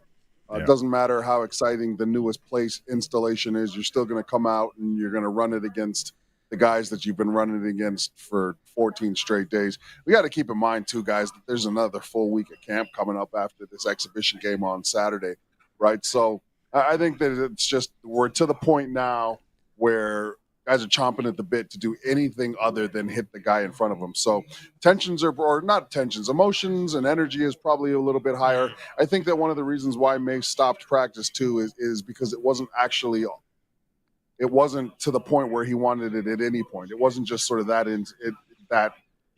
incident. I think that he also wasn't pleased with sort of the practice play or the execution in practice before the scuffle happened. So again, the positive side is he put a stop to it, reset the expectations. You saw some vets sort of, getting the guys refocused in on at least trying to finish in somewhat of a good manner. And I think there's going to be a ton of sort of anxiety about the upcoming exhibition game, but at the same time too, for the competitors, they're probably just really excited to hit something other than their own guys. We haven't seen a roster or a list of players who's going to dress for this game in Winnipeg yet, have we? Have I missed that? No, it'll come out tomorrow for sure is when we're anticipating it. And again, you can kind of see some guys that probably are going to factor in on that roster. And the question that was kind of asked today was, is this a do or die weekend for anyone? And I would say that there's probably some guys that are sitting on the bubble that may have that bubble burst this weekend. It's always a do or die situation, unfortunately, right? Even if you're a core guy, you're always at the mercy of someone else outperforming you. We talked about it yesterday. There's always somebody that's younger and cheaper than you are behind you. So you got to go out there and you got to execute. There'll be some guys who don't get the opportunity to play because they're a big piece of the larger picture. Like, for instance, Trevor Harris, doubt we see him at all. And if we do, it might be for just a series or two. But for the rest of these guys, it's time to go out there and compete and lock down that spot that you think is yours. Maureen on the Prairie Land Rental text line. Should I be worried about the Riders' offensive line? I think that the one piece that you know about the offensive line, and more importantly, the staff, is that this was a staff that went through an exceptional circumstance last year. I always talked about it last year. Offensive lines are built to survive one or two catastrophic injuries. One for sure, maybe two. Last year, they had about 5 of those catastrophic injury situations put in front of them, and this was still a coaching staff that managed to assemble a group of guys that were unfamiliar and put on a decent performance come game day. So I actually am not concerned about the offensive line. It sucks because I was really excited about the 2 free agent acquisitions that we got that are the guys that are hurt, right? I mean, you're looking at 2 potential all-stars there. That sucks. But I have faith in this team that you can put together a group. And fortunately, right, Sharky, the best part about this is that you're being put in this on the front end of the season. You're not being put in it in the back end of the season where a long-term injury causes you to throw together a new line and force communication amongst guys who are unfamiliar with themselves in the most important time of the year. We're leaving for Winnipeg tomorrow, obviously. Getting there. Do they go back to Saskatoon afterwards, or do we come back to Regina? We'll come back to Saskatoon afterwards, but then everybody's packing up and heading to Regina on Sunday for the first workouts on Monday. Nice. Dropping me an energy drink, and I'm getting on the road. Put on a playlist. I'm back Saturday night. Hey, the nachos have been great. The cheeseburgers are great here. But he gone as soon as that time to get back in your kitchen is what you're saying. What? Your kitchen. Oh, well, man, I can't wait. Hey, I got that smoker waiting on me, right? Yeah, allegedly. Don't worry. The invite's coming, fellas. The invite's coming. Don't worry. The big question is, what playlist are you going to go with? Well, it'll be around 8:30 when the team lands, so it'll be a little bit later. I think that I'm going to have to go with my eclectic playlist, and the eclectic playlist features a lot of rock and roll, a lot of Metallica, right? Yeah, a lot of Copperhead Road, right? Copperhead Road, some tragically hip in there, right? Just something to keep something good, yeah. Yeah, I can't go with my gospel playlist at 8:30. No, not at 8:30. We all love the hip, but there's some slow stuff there. You could hit the Rhubarb by Ellsbury. No, but I'm talking about after Fiddler's Green comes on. Yeah, no, not Fiddler. No, not Fiddler. I'm talking about the bar song. Courage. Yeah, there we go. Yeah. You mentioned he was in the scuffle, but Jamarcus Hardrick, what does he look like post-injury here? Do you guys expect him to get limited time in Winnipeg on Saturday, or do you expect him to play quite a bit? From the one word that I'll use when it comes to Jamarcus Hardrick is determined. He is determined to prove that he is back and that he hasn't lost anything. And I think that that's kind of what's powering him right now. He's doing all the Jamarcus Hardrick things, right? He's inspiring his teammates. He's leading by example. He's got the motor revving 1,000 RPMs a minute. It is flying, right? But the thing with Jamarcus, when it comes to him, I'm curious how much they're going to use him, because he was nicked up all of last year. They missed that. But also they want him to get back and going. And I don't know, is that timing an issue that might dictate what playing time he gets in the preseason?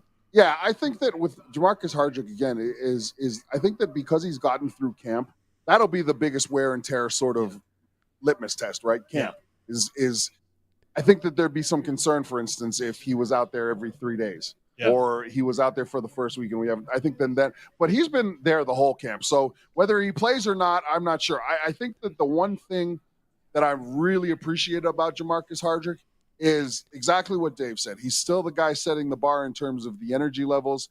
He's still the guy that sets the bar in terms of demanding focus from his teammates.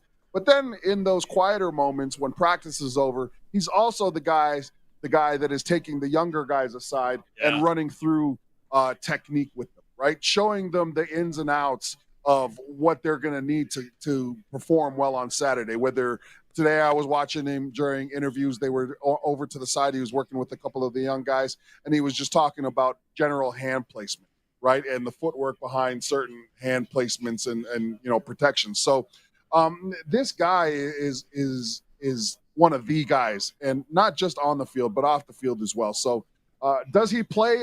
I would hope so. I would hope he gets a couple of series, but is it important to get him going? No, because you know what he brings.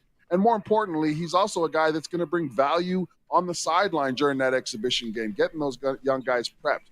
I think that the other important piece to know is that despite wanting Jamarcus Hardrick to be the guy all year this year, we are going to have to start looking for a right tackle at some point, right? Like, Father Time is undefeated, right, guys? And he's an older player. So depending on how that transition looks, you still got to start looking for the other guys, right? One of the advantages in a preseason game or even an early season game is the defense can put their ears back a little bit and go because the offense is still working through some transitions and some plays. What do we expect to see out of that defensive line as we go into this weekend? And a guy sitting at home, who am I going to watch for, Luke? Give me the guy to watch. I think that the guy to watch, there's a few guys. I think that Haba Baldonado. Okay. I think that he's had a good camp, and I think that he's a guy that has an opportunity to remind people that he's a major factor in this roster, and he can be. The other guy I would look to is your first-round draft pick, Ali Saad. Again, he's athletic. He moves well. I've been trying to figure out sort of where the floor and the ceiling is for Ali Saad, and I think one of the guys that I look at is comparable in terms of potential at some point. It's Eddie Steele, former Saskatchewan Roughrider, former Hamilton Tiger Cat, former Elk Grey Cup champion. I really see Ali Saad and some of the characteristics that made Eddie really good. Those characteristics exist in Ali Saad as well. So he would be a guy that I'm watching. And then I think that you also got to watch for anybody on the edge that's not wearing number 11, right? This team is looking for a defensive end on the other side of Scoop, Malik Carney. And I think it'll be Shane Ray as long as he continues to stay healthy. Because, again, he's been a guy that has refused to take the vet days. He's been out there consistently. But we do need to identify another pass rusher. And, again, don't forget, it's always good to watch the other Canadian depth players. Well, and just throwing one more name out, Aaron Patrick, number 91, NFL experience. He's got a body type similar to Willie Jefferson. No, he's not Willie Jefferson as far as the hops and stuff, but, boy, he could be one to watch. Oh, and Eric Black, too. Yeah, I think that he's another guy, Sharky, that I'm excited about seeing. And those both guys are edge guys, too, right? So it'll be good to get a good impression of somebody in there, and then maybe look forward to them continuing that opportunity in the next exhibition game, which falls Friday, I believe. Friday, yeah. Friday, yeah. All right. So we know it is Saturday. Luke, you get home safe. Okay, we won't talk before then. But oh, don't worry, brother. I can't wait till that plane lands. Be gone. Do you smell buffalo sauce? Yeah, I do smell buffalo sauce. All right, enough out of you too, Thomas. Yeah. All right, boys. Have a good one. You'll be with Maz tomorrow if you're not in the airplane. Thanks for doing this. All right, guys. Thanks, boys. Cheers. Right on. Dave and Luke, they've been great up at the Red Zone Sports Bar in Saskatoon, right behind the Travelers. Thanks to the Red Zone for putting up with us for the last 2 weeks. Travelodge and the Red Zone, perfect place to stay when you're in Saskatoon. We heard the specials and the food. Nothing but goodness. Chicken nachos are apparently the way to go. I'm not a big chicken nacho guy, but now I want to try them. I want to try them, yeah. I'm a beef nacho guy. I like Any nachos, kind of period. Nachos. I like nachos. Okay, let's go to a quick break. Come back with a little hockey talk with Sharky and I. It is a Sports Cage on 620 CKRM. We owls are wise birds. We give two hoots about carbon in the atmosphere. The cleaner the air, the easier for all of us. So it's wise of you to recycle automotive waste properly. Take used oil filters. They can be turned into reuseful steel products, meaning less carbon in the air. Make automotive waste reuseful. Visit usedoilrecyclingsk.com. Mother Nature, our climate, and this wise old bird, thank you. Let there be light. Introducing Green Frog Canada. Did someone say Green Frog? Not that Green Frog. Green Frog Solar Systems. Great for communities, small towns, city parks, and bike trails. As you walk along the path, the light brightens, then dims as you walk away, saving energy and allows you to see further. Proven to work in Saskatchewan weather and dark sky compliant. Federal grant is available. Turns out it is easy being green. GreenFrogCanada.ca, a division of Metalman. You think, we do. Get it hot, get it fast. Western Pizza. If your fridge could talk, what would it say? Hey, look at me. I'm a talking fridge. Okay. but what would it say about what's inside? Yikes! You've got some old deer sausage back here next to the moldy cauliflower. Your fridge would probably tell you to order Western Pizza. They've got their pizza down to perfection. Make sure you knock on me first. You might see the salad dressing. Western Pizza, dine in or takeout. Order today. Get it hot, get it fast. Western Pizza. If your garage door is running a little rough, you don't need to be talked into something that you don't need. Sir, what you need is the new gigantic-esque, voluminous, astronomical, ginormous, gargantuan, exquisite air garage. Just call Busy Bee Doors, the local experts who have been in business for many, many doors. They can fix or replace any commercial or garage door. Wait. With me, you get a little garage door keychain, please. Busy Bee Doors, the garage door specialists. Get ready to make hay at RME. Save 15% off or more on select CNH hang parts and 10% off all CNH hang and forge cutting parts. Plus, save on service with our mower conditioner and round baler inspection specials. Conditions apply. See your local RME today. Text CKRM 306-936-6262. Powered by Prairie Land Rentals. From skid steers to tents to power tools, anything you need to rent for that spring or summer job is at Prairie Land Rentals. Deal with the owner. 600 Albert Street. It's time for the Sports Ticker. Brought to you by Extreme Hockey and Sports. Whatever your spring sport is, Extreme Hockey has you covered.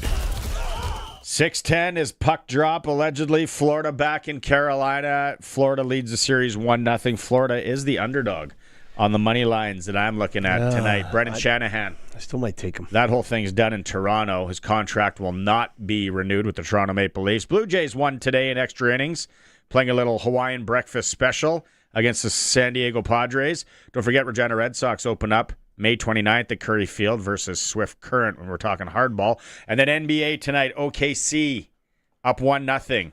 They're at home again to Minnesota. That is your sports ticker for Extreme Hockey and Sport, whatever your spring sport is. Extreme Hockey and Sport. Canada losing to Denmark. Oh. Canada lost to Denmark in ice hockey at the World Championships, and Canada had a good team. And this is not April Fool's Day. It's not April Fool's.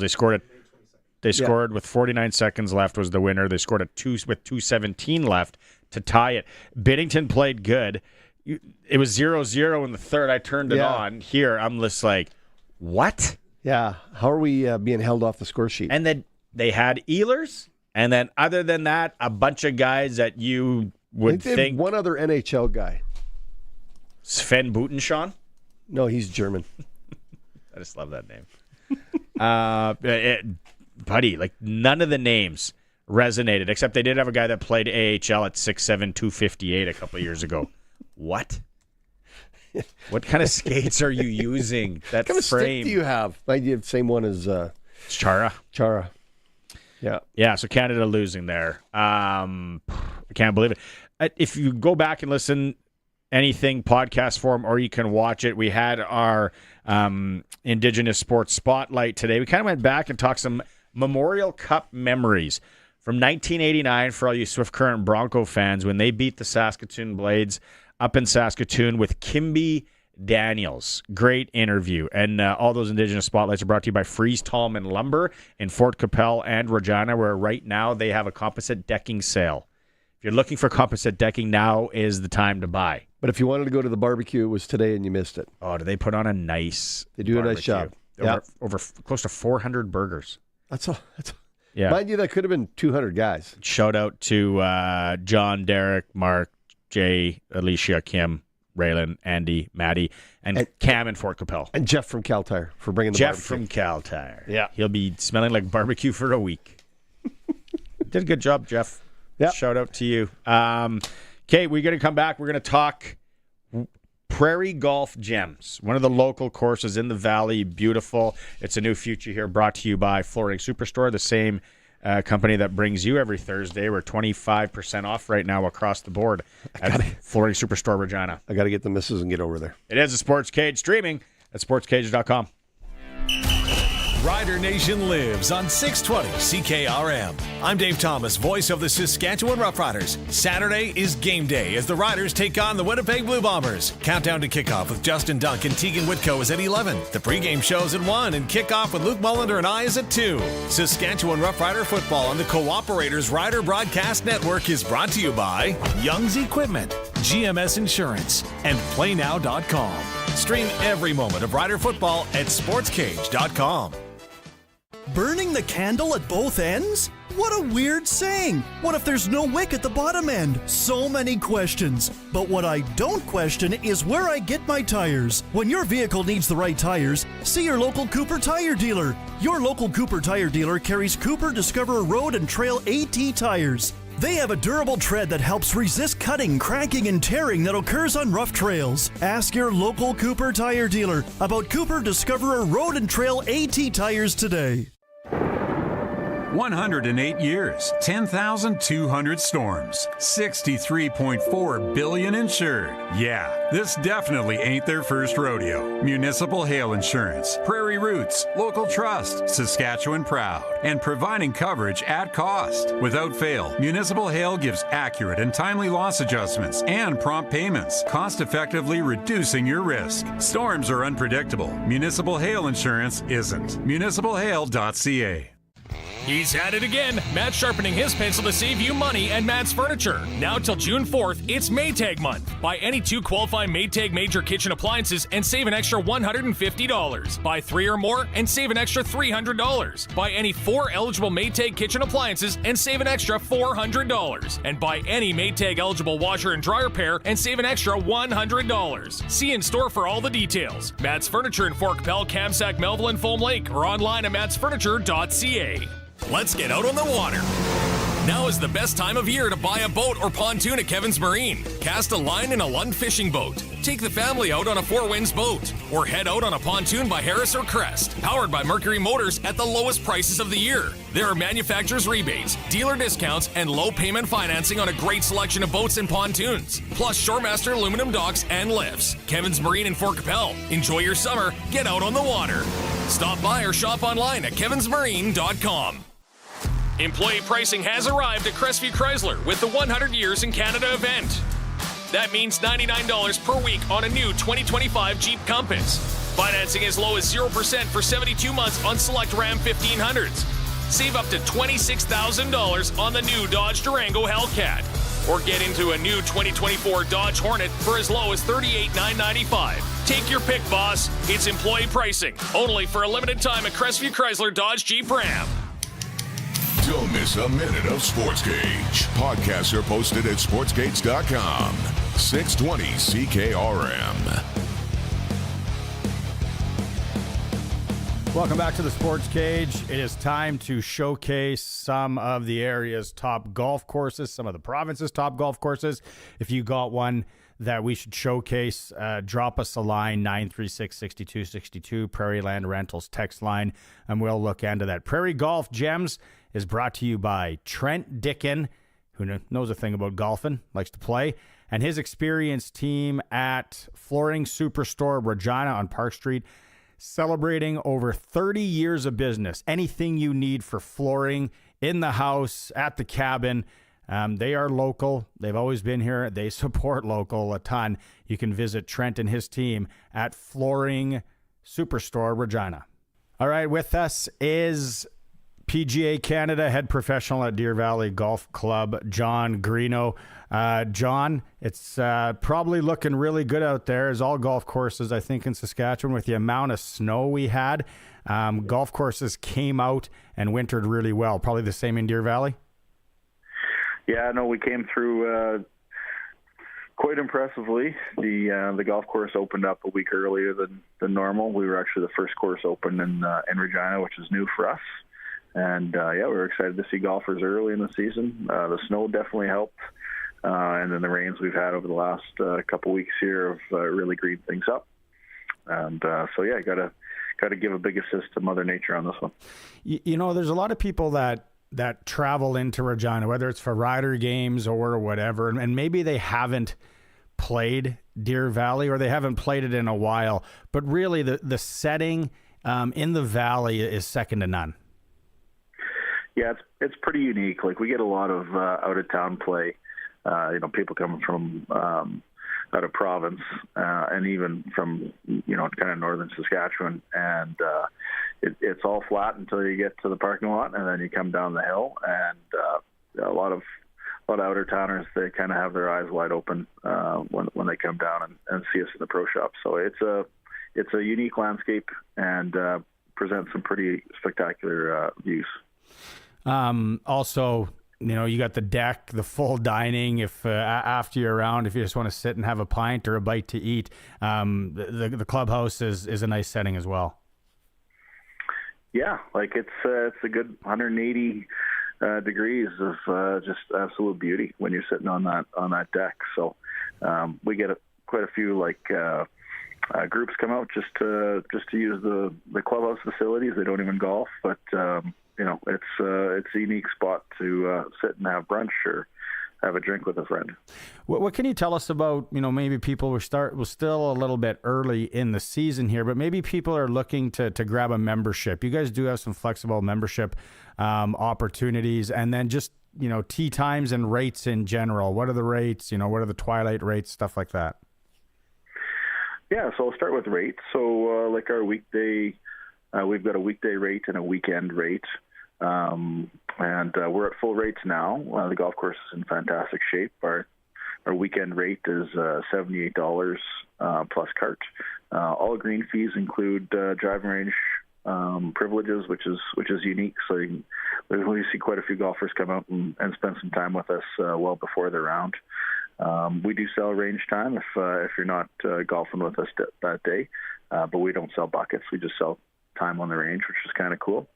Yeah, and then we have a really popular twilight rate. Starts at 3 o'clock most days, and then we have a late twilight that starts at 5. So some pretty good pricing throughout the day and throughout the week. And as far as memberships go, we've got a pretty wide range of memberships, everything from weekday memberships to junior memberships to full adult memberships. And we've even got some young professional memberships for golfers that are under 36. So there's some deals to be had and some great opportunities to play the club. Deer Valley is one of those golf courses too, John, that you can play so many different tees, right? So you although it might look like a daunting course for a beginner, there's a number of different tee options to kind of make it enjoyable for everybody. Yeah, Deer Valley is known for, it's tough to get to the greens, and we've got some challenging greens out there, but we've got 5 different tee decks. So there's some different distances that people can choose from. And, if you're having a bad hole, just enjoy yourself, have a drink on the cart, and wait till the next one. Absolutely. If there was one hole, what hole is it that you think people rave about, or a lot of people get to pick the phones out and take pictures? Yeah, signature hole would be hole number 2 for us. When we first opened, Score Magazine had us top 5 in the country for new golf courses that year on that hole. So it's definitely a spectacular spot. I'm a big fan of hole 13. Once you get out there, it almost feels like you're in the valley. It's a beautiful tee shot, and you can just see for quite a long way down the valley, a couple different directions. So yeah, and some people like some other holes. So it's there's some definite beautiful vistas out here. Let's give a shout out to all the staff, maybe your assistant pros and staff, and greenskeeper, and the obviously restaurant staff as well.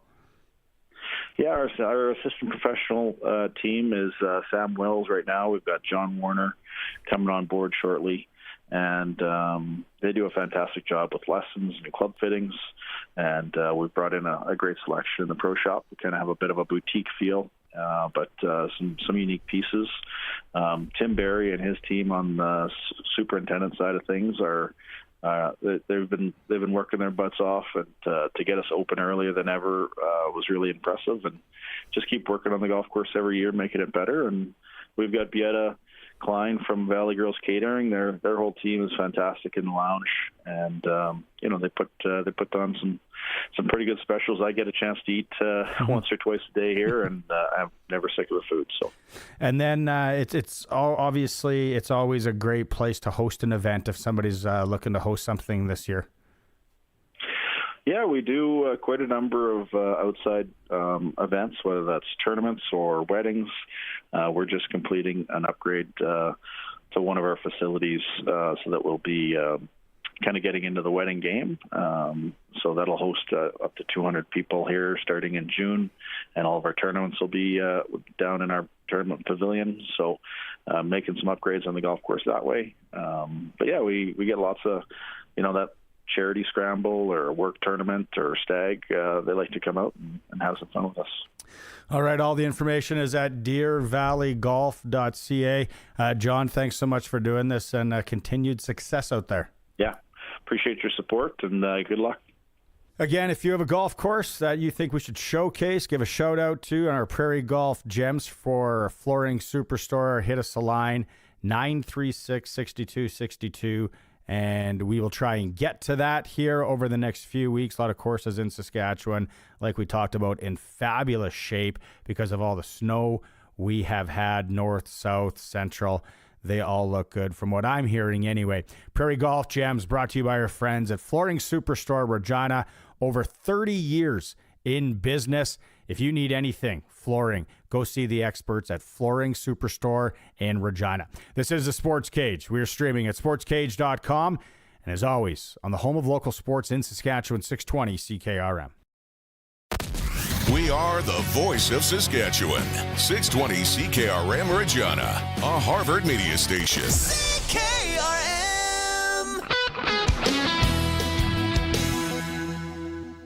It's 6 o'clock. Good evening. I'm Corey Atkinson from the Harvard Media News Center with your 620 CKRM News. The Saskatchewan NDP is renewing calls for a new high school in White City. At a news conference